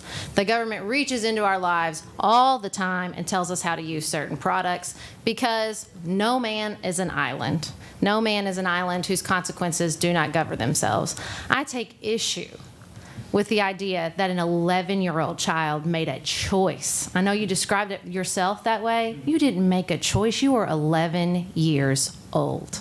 You were 7 years old. And while I believe in individual choice, I believe that for decades, Americans, much like we're seeing with the opioid crisis, were put in situations that I would not categorize as choice. We are all played on by lots of factors and lots of environments and lots of pressures and influences that play on us. And I know we all want to think that we're islands and we're exerting our individual choice in everything we do, but the tobacco industry, now the vaping industry, do not spend millions, billions of dollars to influence us because it does not work. It works, they know it works, and they were allowed to do it without restriction for decades, and Americans died.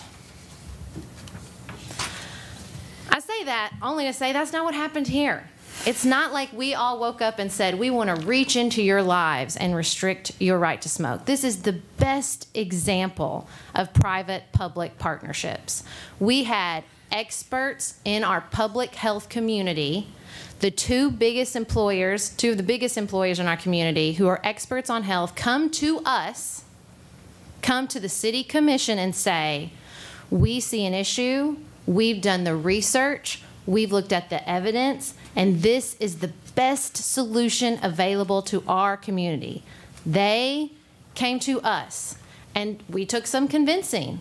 We said, I don't know, we have these concerns about rights bumping up against each other, and they said, hey, when we're doing this balance, the balance of being able to prevent and decrease this incredibly terrible, deadly habit that weighs economically, physically, spiritually on our community outweighs that. And we all looked around and we looked at the evidence and we said, that's great. I know there's some concerns about the enforcement. I could not agree with Commissioner Wilson more.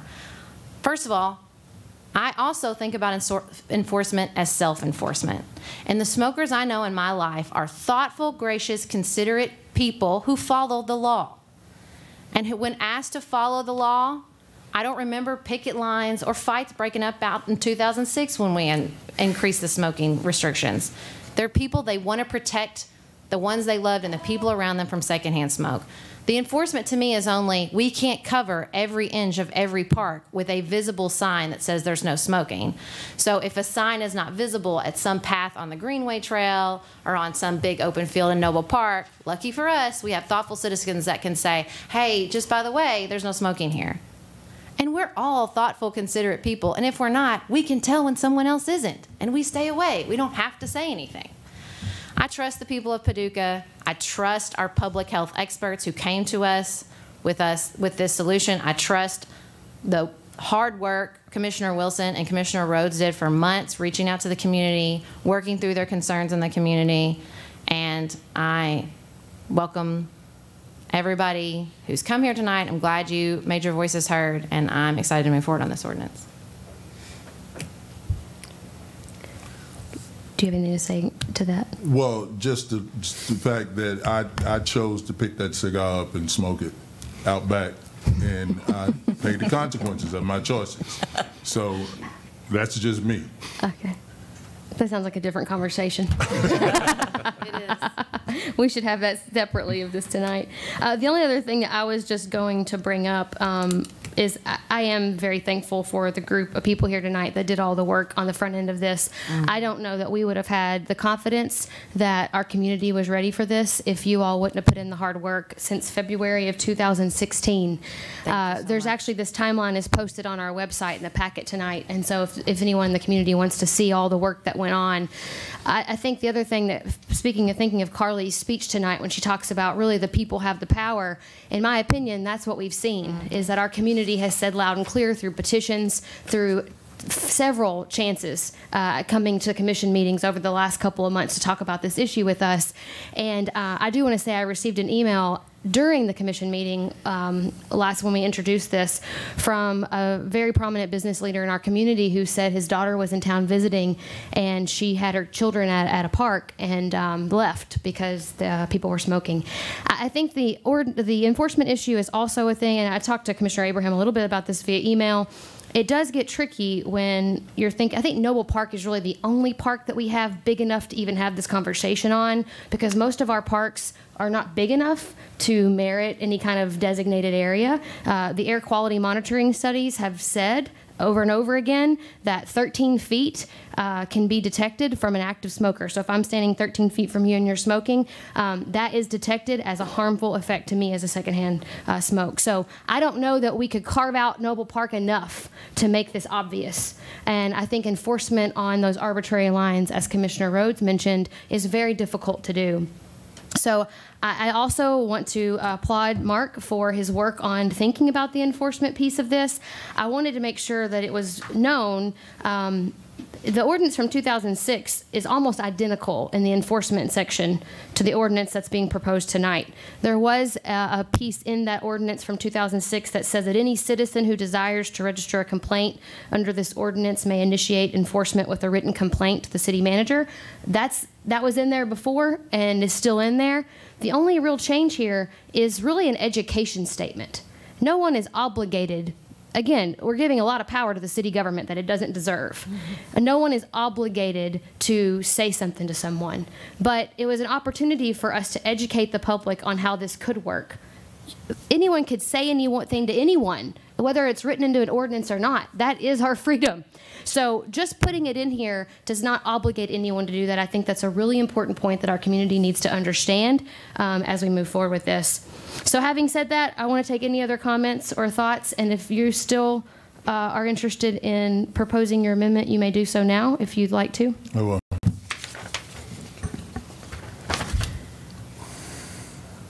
Read all this. Yes. Okay.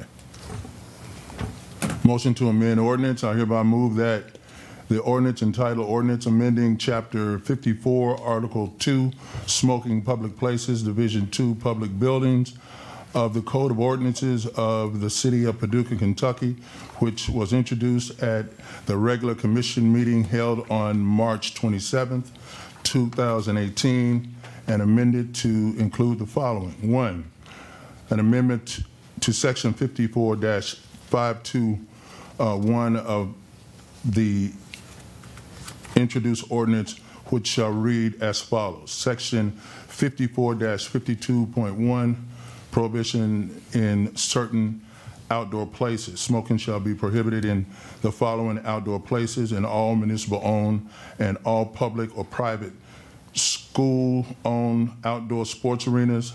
B, in all public or private-owned outdoor playgrounds, swimming pools, and spray grounds. C, in all municipal-owned outdoor playgrounds, swimming pools, spray pads, and health parks.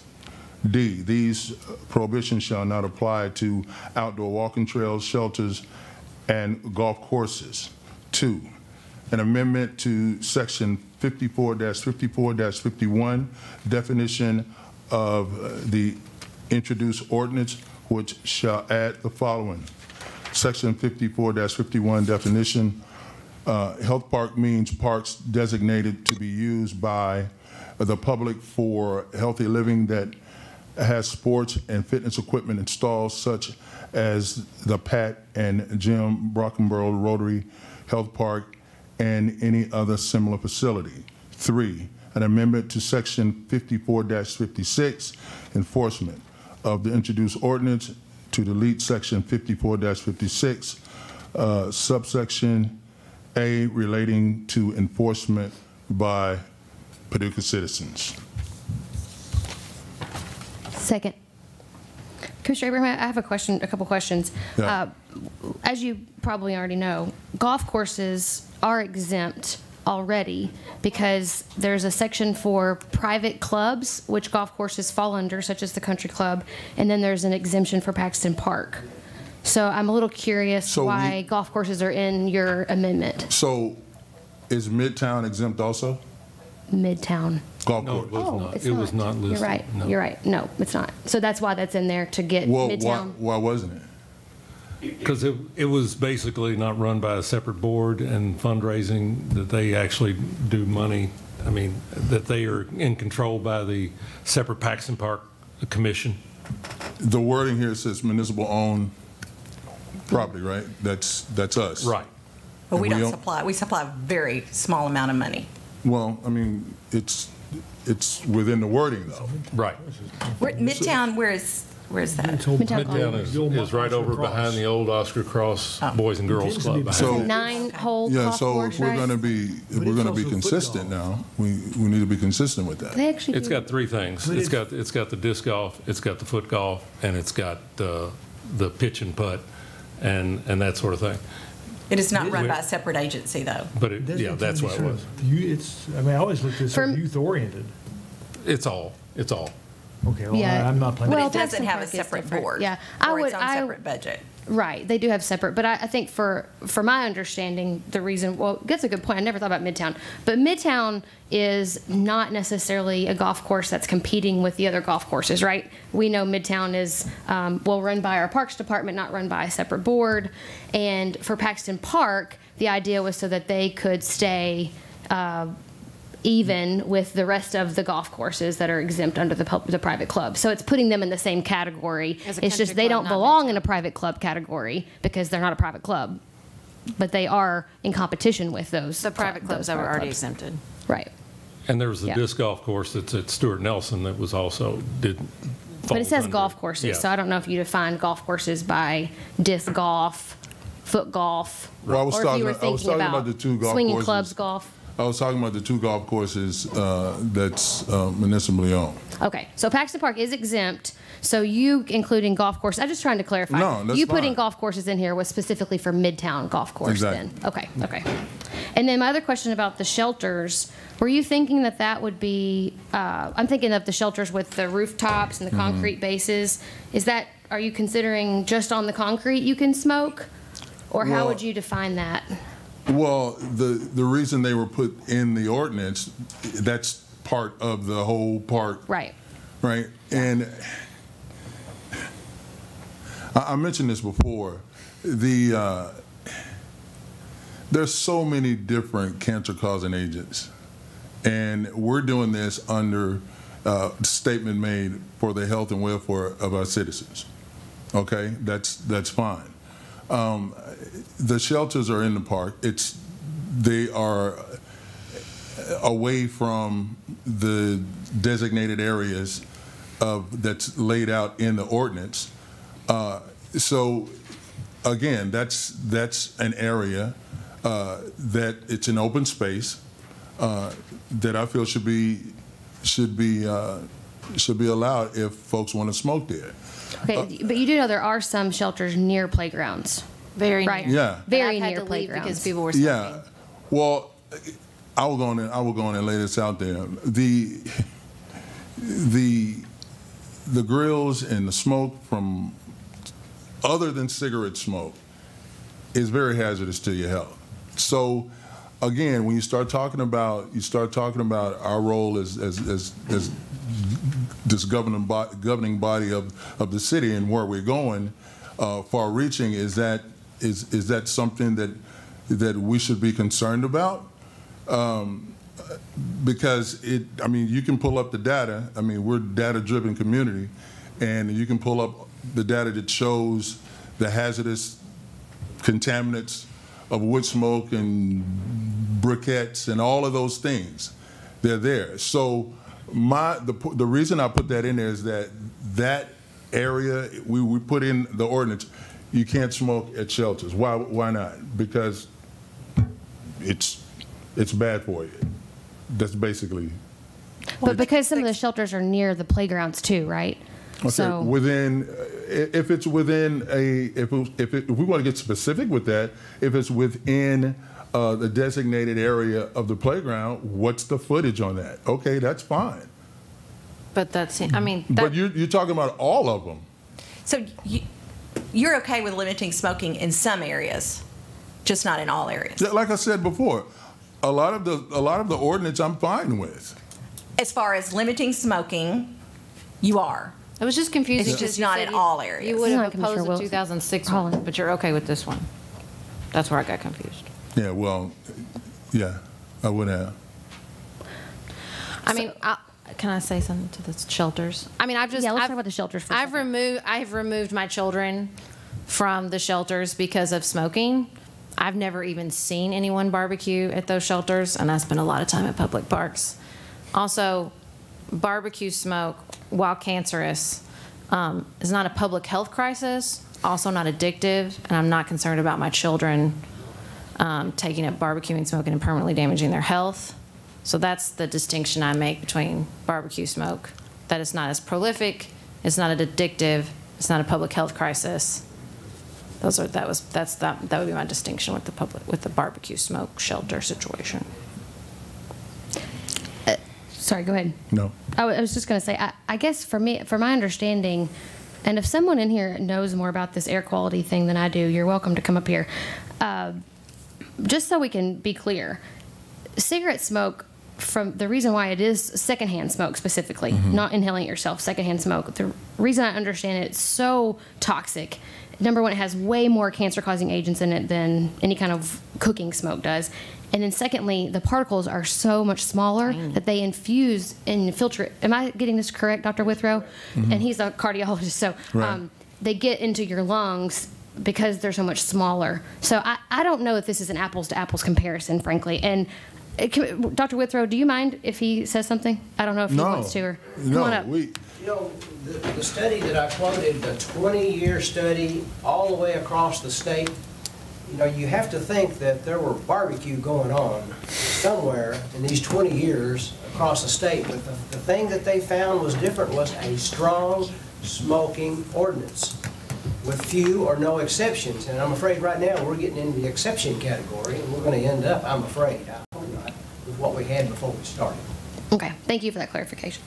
So shelters, so we have a conversation about that, but I just want to also be clear. When we say shelters, though, we literally mean just on the concrete, right? Because we have to define that. We have to define what the shelter is. The concrete's underneath the shelter. Okay. Just want to be clear.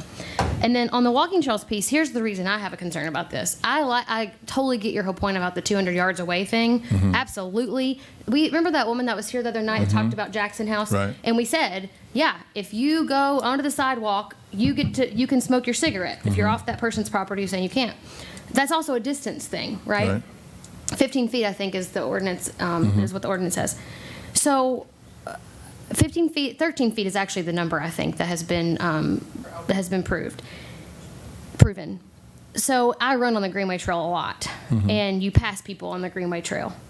So not that you would be chronically exposed to that as you're passing someone, but you would be exposed to that because there's no way you're going to get 13 feet away from someone as you're passing on any kind of walking trail. Right. So I guess that's my concern about the walking trails. I get where you're coming from. I get this idea that we could be thoughtful about where people could smoke and couldn't smoke, but I don't think that, especially the walking trail thing, doesn't line up with where the evidence is. Have you experienced many smokers as you run? I don't know. I don't pay attention anymore. Well, I think you would notice if you were gagging from cigarette smoke, if you were passing, I mean... I grew up in a smoking household, so I'm pretty used to it. Can I just say, I think that her point about this is preventative. The idea behind these ordinances is not to prevent any minuscule amount of secondhand smoke ever reaching a non-smoker. We're not using, a hammer where a scalpel would do, right? It's a public health policy. It's to prevent, it's to decrease. It's not just about the non-smokers. It is to make it more difficult to smoke because we want it to be. In this country, I have a dear friend who always says the government and private industry are in this gas break situation. And we let the cigarette industry for years press the gas. Gas, gas, gas, gas, gas. Do whatever you want, advertise however you want, do whatever you want. And now we've been in a steady process of pressing the brakes and going, hold on, we got to scale this product usage back because we saw what happened. And so we've done that, and we raise taxes, we pass ordinances, we do studies that say what ordinance have the biggest impact. It's not about, that study wasn't, in the 20 years, did we completely prevent any moment in which someone might encounter secondhand smoke? No, it was to study whether we decreased smoking as a public health policy and whether we prevented kids from taking up smoking. And we have the data that says these strong ordinances do that. I think that in the weeds of every single little interaction that a smoker and a non-smoker and a secondhand smoke could have is missing the point of what this ordinance is trying to do. And carving out exemptions prevents the public health mission of policies like this that private industry and private people in our community and public health experts brought to the City Commission as a solution to the smoking rates. And look, when I was running for office, it was amazing how many homes I went to where there was smoking. And it was amazing how many homes I went to with big, bright fluorescent yellow notices on the door that said, oxygen in use, do not have an open flame, do not have. So many. I saw so many of those, and it broke my heart every time.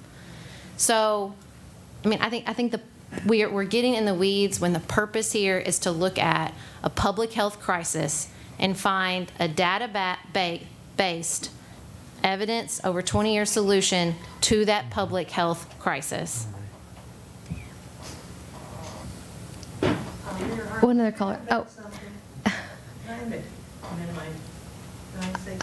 I guess I asked Dr. Withrow to come up. We don't typically do that, but he's the expert. That's why I asked him to come up. But well, I'm no expert other than the fact that I'm from the University of Life.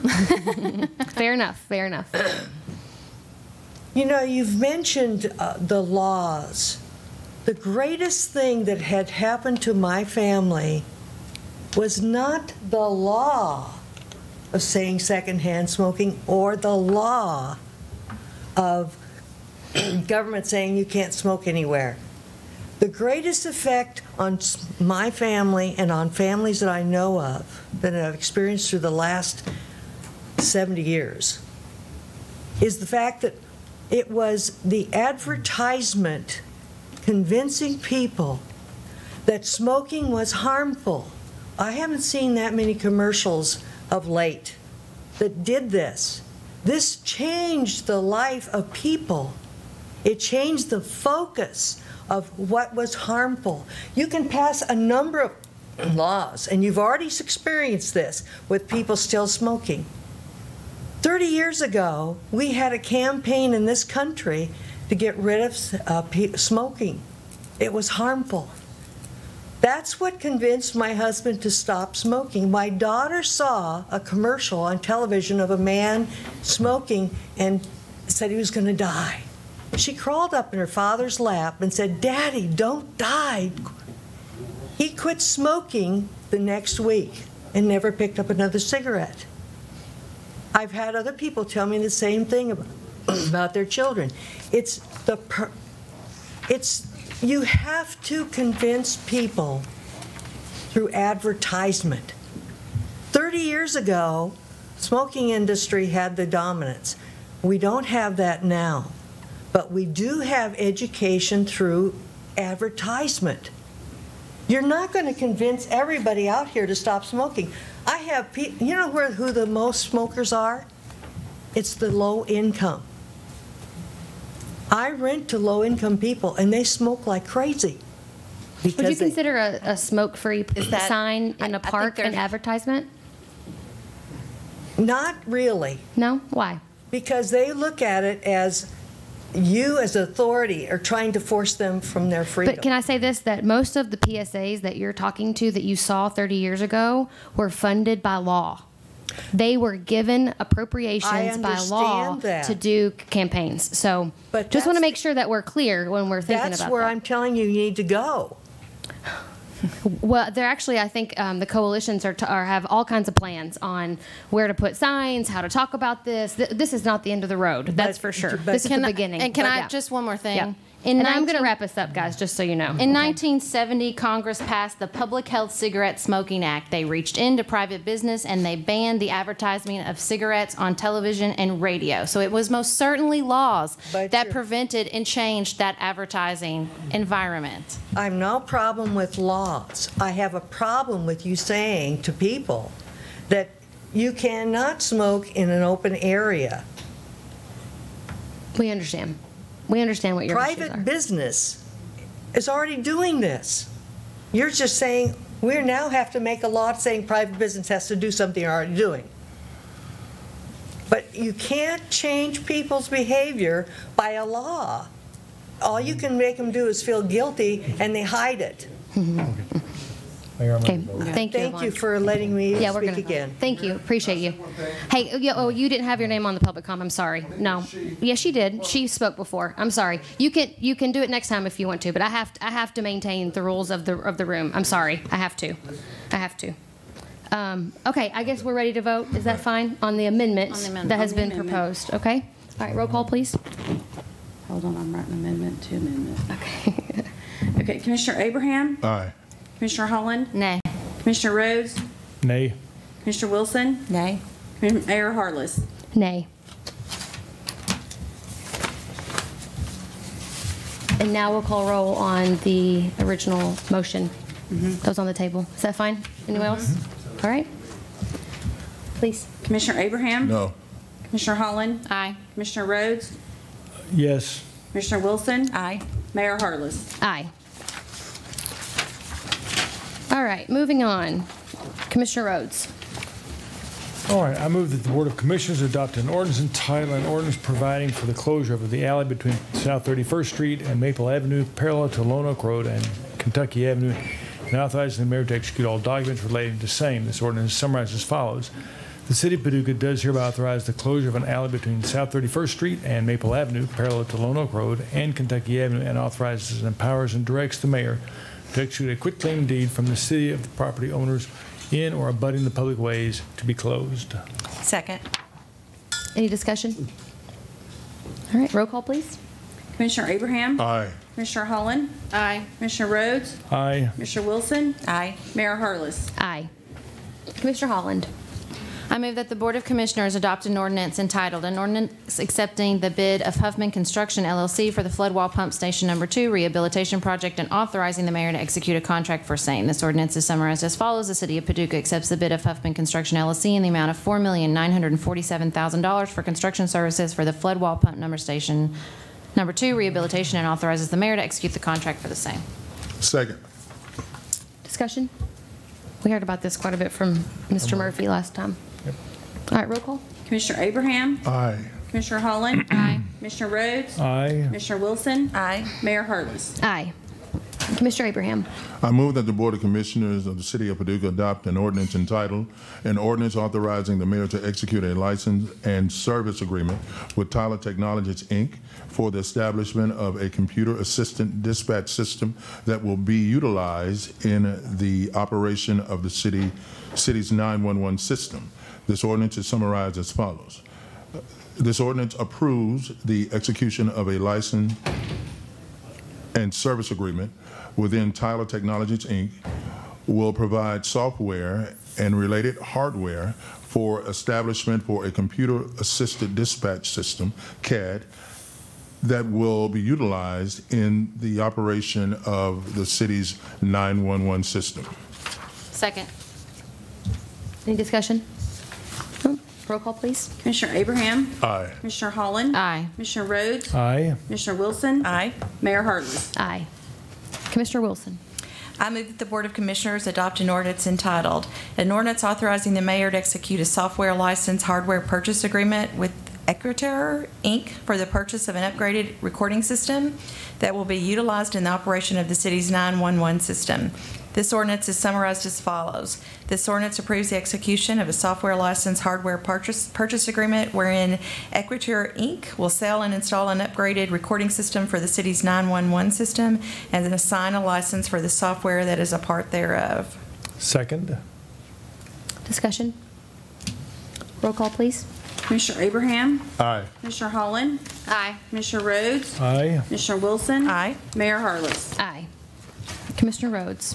I move that the Board of Commissioners adopt an ordinance entitled, an ordinance authorizing the mayor to execute an agreement with Zybex Systems Incorporated for the purchase and installation of a dispatch console equipment and furniture that will be utilized in the operation of the city's 911 system.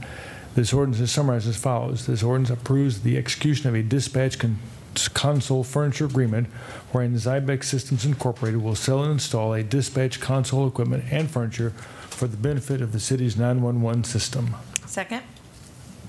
Discussion? Roll call, please. Commissioner Abraham? Aye.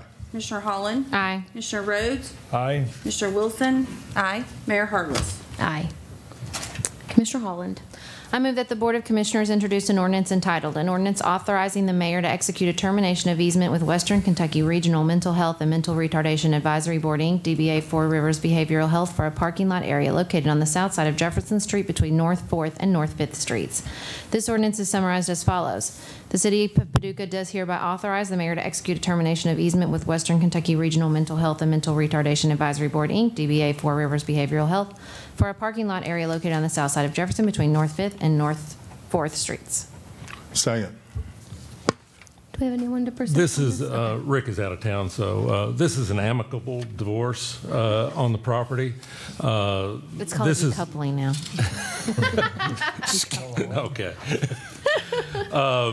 This is a property that we used to use when we had Live on the River going up and down all the way for 8 blocks, and we had an agreement to use and maintain the parking lot behind the Four Rivers Behavioral Health. It's no longer needed for our events and that sort of thing. They will take care of it. It's something that we actually put money into, and the agreements go back, I think, about to 2004. And so it's no longer needed for that purpose, and they agree to take over operations on that. Good news. Yes. Sounds like Remember savings. those 8 blocks? Fun times. Fun times, tough. Was. But it was also, it's something that we had responsibilities then to also remove ice and snow and everything else also. So it's one of those that we're removing from our list. Excellent. Any questions? All right. Commissioner Abraham? I move that the Board of Commissioners of the City of Paducah introduce an ordinance entitled, an ordinance authorizing and approving 5 agreements which supplement the professional consultant agreement that was made with Federal Engineering, Inc. This ordinance is summarized as follows. This ordinance approves 5 agreements which supplement the professional counseling agreement, consulting agreement that was executed between the city and Federal Engineering, Inc. on August 18, 2016, all of which relate to the planning, design, and implementation of the city's Upgrade 911 system. We have Brent Stringer with us tonight. I'm sorry, we need a second, Oh, please. sorry. Second. I'm a little quick tonight. Brett Stringer's with us tonight. Ed is out, had some surgery, so Brett's taking over for him tonight. Hello. And go over Good this evening. contract. My name's on this agenda way too much tonight. I noticed. Ed took care of you before, though. So. Yeah. On those amendments, what those are for, the ones that we're asking to be signed, is to get us further through the process of getting everything installed. And what the consultant said they would do is follow us all the way through to the end. Because this is such a huge adventure, it's very technical on very different aspects of it, that we felt that it'd be prudent for us to make sure that they stayed with us. They've been very, very helpful in the past with what we've been doing, and we feel that by going forward with this, we would be able to make this a success. This Phase 1 project originally started out, I think, for about $4 million is what we were looking at.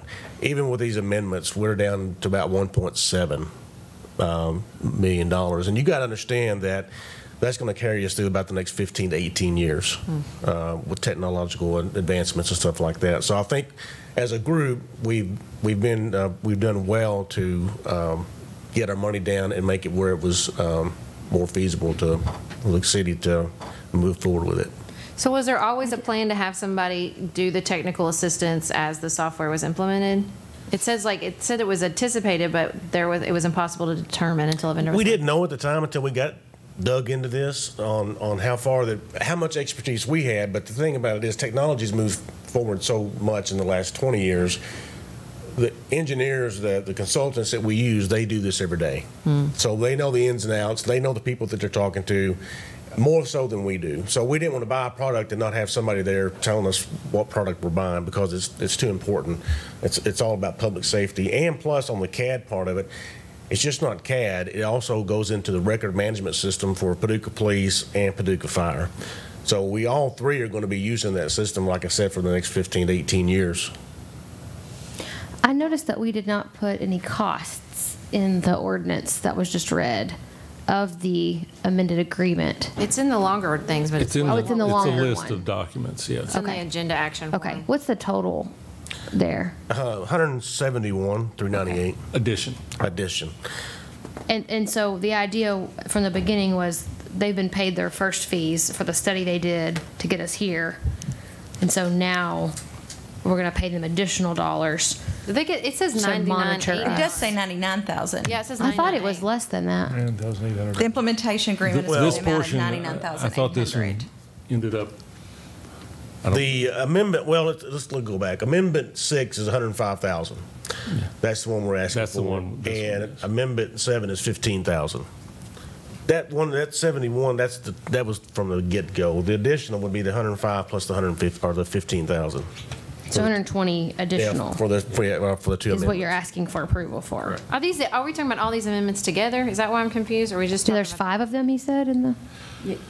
That's why I'm okay. The first amendment was in the original contract, and 4 never was executed because there was no money involved. Oh, okay.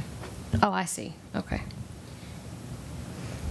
I'm not trying to put you through the ringer, Stringer, That's but okay. I have another question. I had to do that. Sorry. So when we passed the approval above on this agenda for the CAD, every one of these, a CAD logging recorder and workstation, all said purchase and installation. So I guess I'm a little confused about why a consulting firm would need to be there if we have the agreements already for installation and implementation. We're not, for the console furniture, we're not doing any, we're not using the consultants for that. For the 911 phone system, we're not using consultants for that because those are not near as technical. But like we said, once we got into it, we didn't know how far we would be able to go. So what it is, these teams bring in project managers. The login recorder brings in a project manager. The CAD folks bring in a project manager. We're going to marry up federal engineering with those folks. So when they tell us something, we've got our team there saying, no, that's not correct. Here's what. So that it's a checks and balances for us to ensure that we are getting the bang for the buck that we're asking for. So that's what we're looking to do, to make sure we marry those two up. They offered to do that. They said, hey, here's something we'll do. Because you are putting a lot of money into your project, we want to make sure that you're getting what you're asking for. And a lot of times those guys on the vendors talk a language sometimes we don't understand. So it's important for us to realize that we need somebody on our side that is going to make sure they're doing what they're saying they're going to do. All of these amendments have been looked at by the city attorney, and he's put his blessing on them because he thinks it's probably a good way to go to make sure that we stay within our scope. I can talk to you about this all night, about the technical. No, not necessary. I don't want to. I'm just telling we could. Trust me. But it's very, very technical, and we need the expertise there to make sure that once we want to do it right the first time, we don't want to revisit this in 2 years and think, well, we messed up. So I do see, just for clarification further down, it is a total of $120,000. Just to make sure that we have the right amendment. Still don't see that. If you scroll on down on page 3 of ordinance, the second part of it, I think it's the 5th page total. Okay, but let me ask you this, just to do my due diligence. Is the only option for support the 99.8? Is this like for the 12 to 18 months installation? It says this implementation agreement is for the amount of $99,800 and provides support through an expected 12 to 18 month period. Like, is this the only option? Do they do a 6-month option to see if we can get in far enough on our own expertise and get far enough going, or does the 12, 18 our only option? It's going to take about 12, it's going to take upwards of 15 months to get everything fully done. So if they come in and leave us in 6 months, we don't want the team on the vendor side to try to slide anything underneath us. So they don't work for the vendors? Federal engineering? Yeah. No, they work for us. Okay. They are our safety net. Oh, they're the consultants, and now they offer this additional service. Yes. Okay. Yeah, they're kind of like our safety net. So the project management team on the vendor side does something. These guys are there saying, no, that's not correct. You're trying to pull one over on them. So we felt it important that they stay with us to the very end. And we're looking at probably, like I said, August of 19 before we fully implement the CAD. I'm just saying, and the is this the only level support provided, or do they provide other options? This is the one our team felt was the most compelling to look at to make sure that they stay with us. I can't answer if they would do a 6-month. If we're paying them to do 6 months, I'm sure they probably would. But we felt like we needed them there with us at the end because we manage the operation, don't have the time or effort to try to make sure that we're doing everything technically right the first time. I understand. Like I said, this is a big investment, and it's going to last us for years, so we want to make sure we're on board. Anyone else? Nope. Thank you for being here. Thanks, Brent. Yep. All right, Commissioner Wilson. I move that the Board of Commissioners introduce an ordinance entitled, an ordinance authorizing the mayor to execute change order number 1, change order number 2, change order number 3, and change order number 4 for the Pat and Jim Brockenborough Rotary Health Park Project Phase 1. This ordinance is summarized as follows. The mayor is hereby authorized to execute change order number 1, 2, and 4 in the combined amount of $560.93 with Wilkins Construction, Inc. for additional items that are in excess of the original contract for the Pat and Jim Brockenborough Rotary Health Park Project Phase 1, which will change the total contract amount to $619,730.29. Further, the mayor is hereby authorized to execute change order number 3, which increases the contract time of completion by 52 days. Second. Cheryl Chino is here she's handling the paperwork on the project. Hello, Commissioners, Mayor, City Manager. As Commissioner Wilson mentioned, this is 4 change orders with a total combined net change of $560.93 and extended the contract 52 days. I want to say that such a small amount on a contract this size is almost unheard of. Total project cost, original contract was $619,169.36. And after this change order, it's $619,730.29. I think this is a commendable thing for both Mark and I, and Pat Hoagland with Brinster Carroll's here as well. He's our consultant, as well as Wilkins Construction. We were very diligent in towing the line on cost because most of this was paid for with grant money, and grant money, well, it runs out. So, so we were very diligent in holding the line on cost. We had some trade-offs in order to do that. Wilkins Construction was very accommodating about that, and we really appreciate that. With that, if you have any questions, I'd be happy to answer that. We are in the process of closing out the entire project, all the contracts, closing the grants, and so forth. So we're doing their administrative closure. Great. Any questions? I heard Mark volunteered to cover the change order, is what I heard. Thank you. Commissioner Wilson?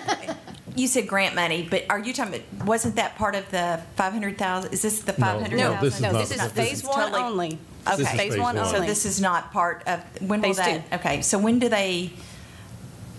you plan to start on the next part? That's like as in the restrooms? You knew that was coming. You mentioned She was going to ask you. You knew I'd ask you that, didn't you? Surely you knew I'd ask about the Yes, restrooms. well, the 3 of us met about that prior to the meeting, and we talked about we have some preliminary plans. We've made some minor changes because we're not within our budget, so we're going to have to make some adjustments to try to get down within our budget on that, and I'll let Mark go into Xander wants the details if you'd bathrooms. like. I want the spray ground. That's what. Bathrooms, Well, that's gonna have part of the bathrooms and the spray ground combined. together, that's right. They're together. They're together. And that's why Pat is in town today. He's support on this, but also that we were going over those plans. We are going to have design finished, and we'll have the bid for and construction going this summer. Good news. Good. We did stress to Pat that we would like to see that project start as quickly as possible. So he's going to work on making those adjustments we talked about today, as well as get us a project schedule. So, but we're looking to do that And very that's the soon. Rock and Borough money. Yes, that is exactly. what we refer to as phase 2. Okay. That's right. Great. Thank And you. This so is all for we're phase very 1 excited only. about that. Some of the changes we found that we are able to make that will save us some dollars. Any other questions for me? I don't think so. Thank you very much. All right, you're welcome. Usual fine job. Thank you. Thank you. Thank you, Cheryl. Okay. How much energy do you all have to look at the strategic plan? What's your energy level from a 1 to 10? 2.5. What's yours? 10. Oh, I've been competition, man. I've been under the weather, so I'm good to go. What's your energy level, 1 to 10? I have driven 1,000 miles the last 2 days. So you're at a what? My bucket's a little empty, but One, give me a number, 1 to 10. I said 2.5. 3. 3. There we go. Commissioner Wilson? I'll do whatever you want to do. Give me a number. 6, 7, 8, 5. 5. Okay. All right. How about this? I have passed this out to you, and how about let me just do an overview really quickly, and then you take this home and study it. And Pam, we don't have to put this on the thing tonight, I don't think, but can we post this in the packet? Would that be okay? For this meeting, could we update that or post it somewhere? Well, I don't know if you want it in the packet or if you want it separate. Just as an on the additional, website. just as a separate thing so people can access this. Is that okay? Okay. Because I was hoping to do the whole presentation, but I do think we're probably limited on energy. But let me give you an overview of what's in front of you, and then the public can download this on the internet, on the website, hopefully soon. So what you see here is a first pass at the draft of the strategic plan. A lot of these things you're going to see are familiar to you from our strategic planning retreat, but a lot of these things you're going to see actually came out of those community sessions that we've done together over the last couple of months. We have talked to a lot of people. I'm still calculating how many people were involved in that, but it was a lot, and we had a lot of organizations reach out and ask us to have this conversation. You're also seeing Mark, myself, and Michelle Smolin took a first pass at a vision statement, a mission statement, and some values for the organization. This hasn't been updated in some time now, and I wanted to kind of walk you through where these things came from. And then at the next meeting, I think we should try to discuss some of these things, if you guys will study it and make some notes. What I would like to do is get a kind of a preliminary adoption of the main concepts here, and then turn it back over to the staff, because you're going to see a whole lot of X's and blanks with some of the objectives that we put together, because the staff really does, I think, have deserve the opportunity to dig in and think about what's accomplishable from their perspective. So starting with that, you see the vision statement. I want to show you the mission and values sheet, if you don't mind. It has a whole lot of words on it. It says under construction. This piece is an activity that Mark and Michelle are going to do with the directors, and coming up with these things as they see fit from the work that they do every day. So this really is the mission and the values, I think, driven from the staff. I actually got a lot of these from our police department. If you've ever heard Chief Barnhill talk about their values from the police department, they're very impressive. Oh, and you have the report in front of you. So a lot of this came from them. I think they've done a good job in their department of thinking about their values. So if you'll flip over, you'll see the key performance areas. And this first sheet with all the different pretty colors has the key performance areas that I tried to combine to create. We had 11 to start with. It was kind of a lot. It still is quite a bit, actually. So we want to make sure that we're thinking about how to be successful. But these are the key performance areas that I have combined. Maintain a high level of safety for all. Develop healthy and sustainable neighborhoods. Maintain thoughtful and modern infrastructure. Provide open, smart, and engaged government, enhance arts, culture, and tourism, empower upward economic mobility for all, provide excellent recreation experiences for all ages and abilities, and celebrate a diverse community. And as you continue to flip, you'll see that maintain a high level of safety for all has its own sheet with nothing under it. And what happened was, if you guys recall, during our strategic planning retreat, we actually put safety, fire, and police under our outstanding city services. But I wanted to kind of pull it back out just as a placeholder so that we don't take for granted how great of a police and fire department we have. I've said this all along, that I think we're sitting on such solid foundation with our police and fire that it does give us the ability to think about other things. And I'm thankful for that. I know you all are as well, but I want to make sure it sits in here so we don't take it for granted. Okay? That's why that's they've already left, but 911 as well. It includes 911. That's right. Absolutely. So let me just give you the lay of the land. I'm not going to go through all these details, but as I mentioned, if you'll study this, each of these key performance areas has several objectives. One of the things I tried to do was working with Mark and Michelle, who also worked with some of the staff, is to think about how to measure what we're talking about we want to accomplish. So we talked a little bit about performance management in our strategic planning retreat. And so I tried really hard to pull in dates and numbers so that we can start monitoring our progress towards these ends. As you probably know, sometimes these strategic plans can be pretty vague. And they can say really nice, pretty things, but then there's no real accountability stop points. And so what we're trying to do here is create those stop points. And this will be what the staff is going to be tasked to do, if you all approve, to think about what is a reasonable date. You see all these X's. What's a reasonable date by which a reasonable metric can be achieved. So, for example, you see under develop healthy and sustainable neighborhoods, by a certain date, 50% of our neighborhoods in Paducah will be taking on some kind of enhancement project for their neighborhood.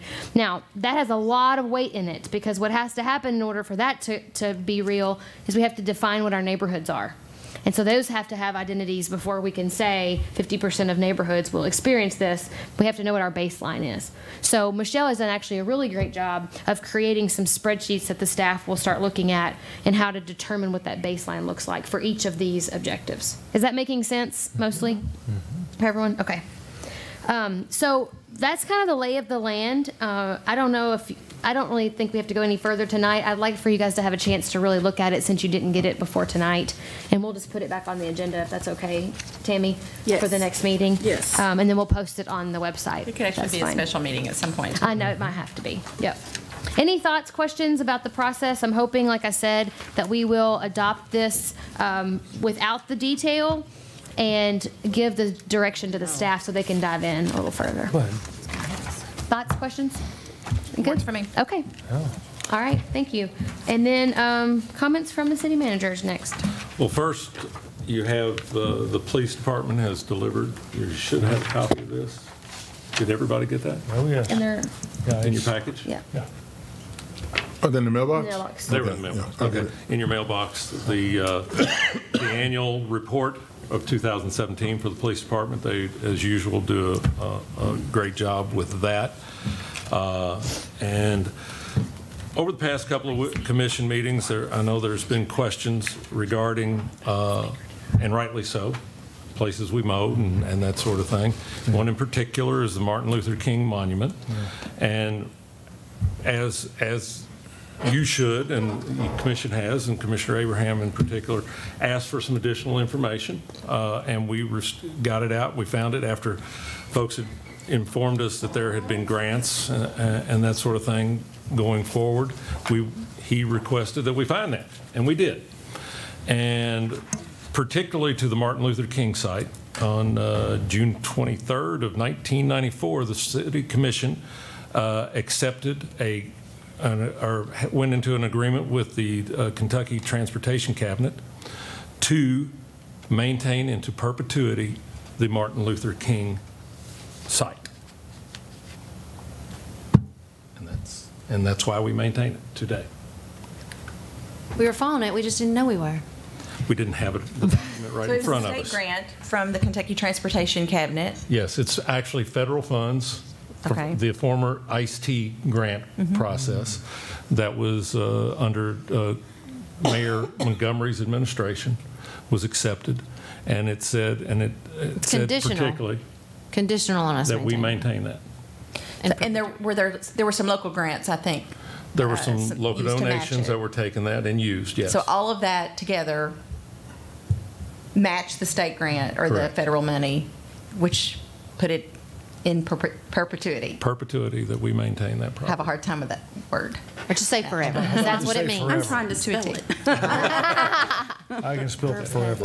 Anyway, so, I mean, Perpetuity. it's right that we look at all of this, and Thank you for I'm bringing it to our glad that we were able to find the appropriate documentation. And it's also allowed us to review our mowing maps and things like that we have all over the city, and update those, because some of the last ones that we updated, even though we weren't mowing to that level, that we've greatly reduced over the years the amount of mowing that we've done in right-of-ways and that thing, because I've got an old 2009 map that we've since updated, and there's a great deal that we have reduced and left back to the property owners and the homeowners that they have to do themselves. So once we got the grant, we got the match for the maintenance of said property, for how long? Perpetuity. In perpetuity. It says perpetuity. It's in section 18. So when that initial money was gone, then, because the money's not ongoing. No. So once the money was gone, the city accepted maintenance until perpetuity, and through perpetuity. And that was in '94? Yes.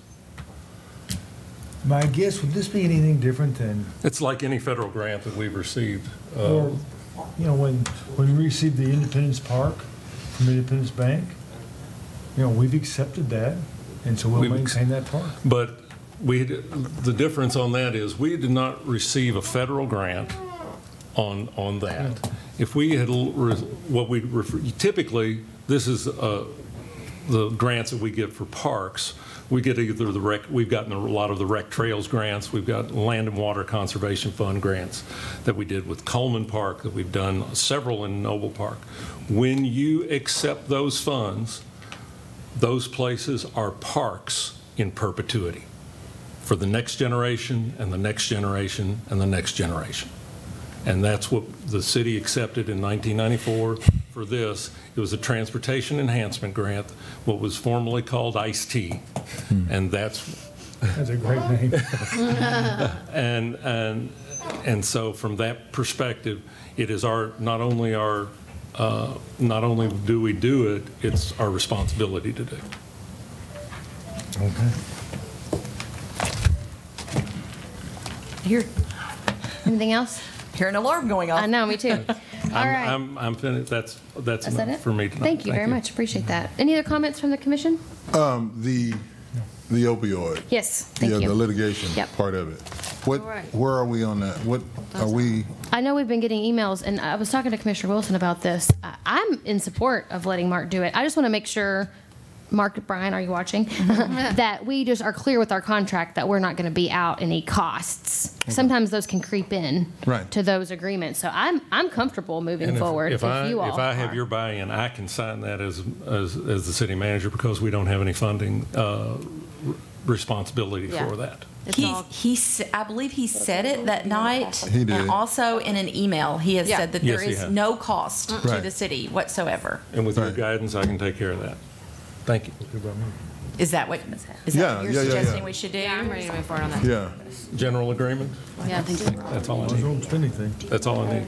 I'm not spending anything on it. Just general direction. General direction. No, you need a motion. Would you like me to make a Or motion? you can have the mayor do it. That's fine. I'm trying to think about what all the agreement said. So the agreement doesn't, you're sure? We're not spending money ourselves on it.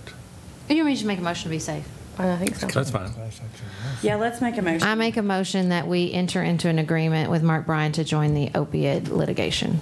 Second. As long as there's no money spent. As long, yeah. Should we Where'd that part amend go? it? It's no cost. Did you include that in your motion? Conditional on no cost to the city. Great.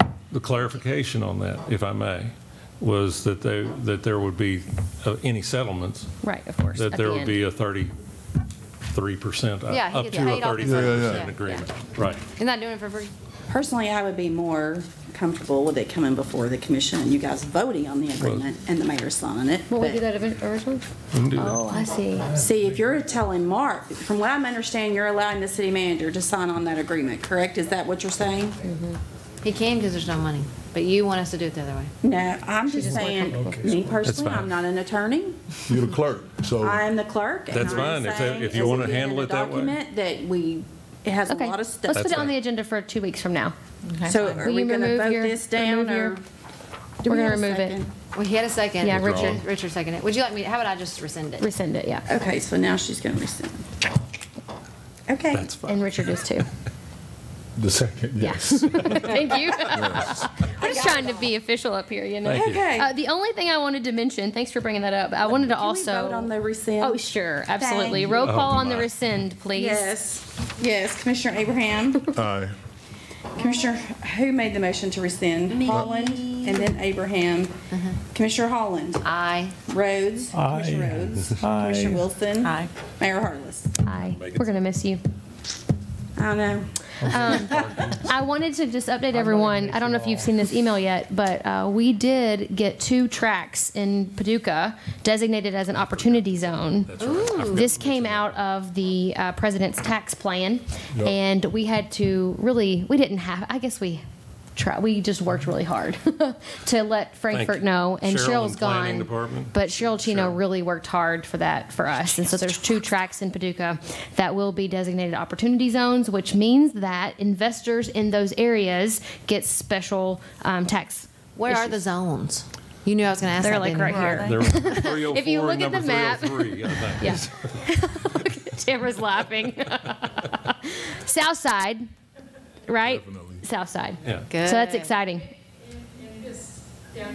And downtown. South side and Carry that downtown. back to your friend that I Excellent. can't remember his name that brought up the south side last time.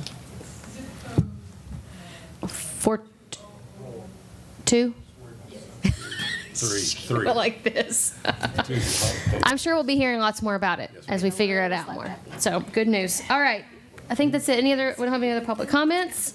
I'm going to make a motion to adjourn this meeting. Hallelujah. Is someone going to second? All in favor? Aye.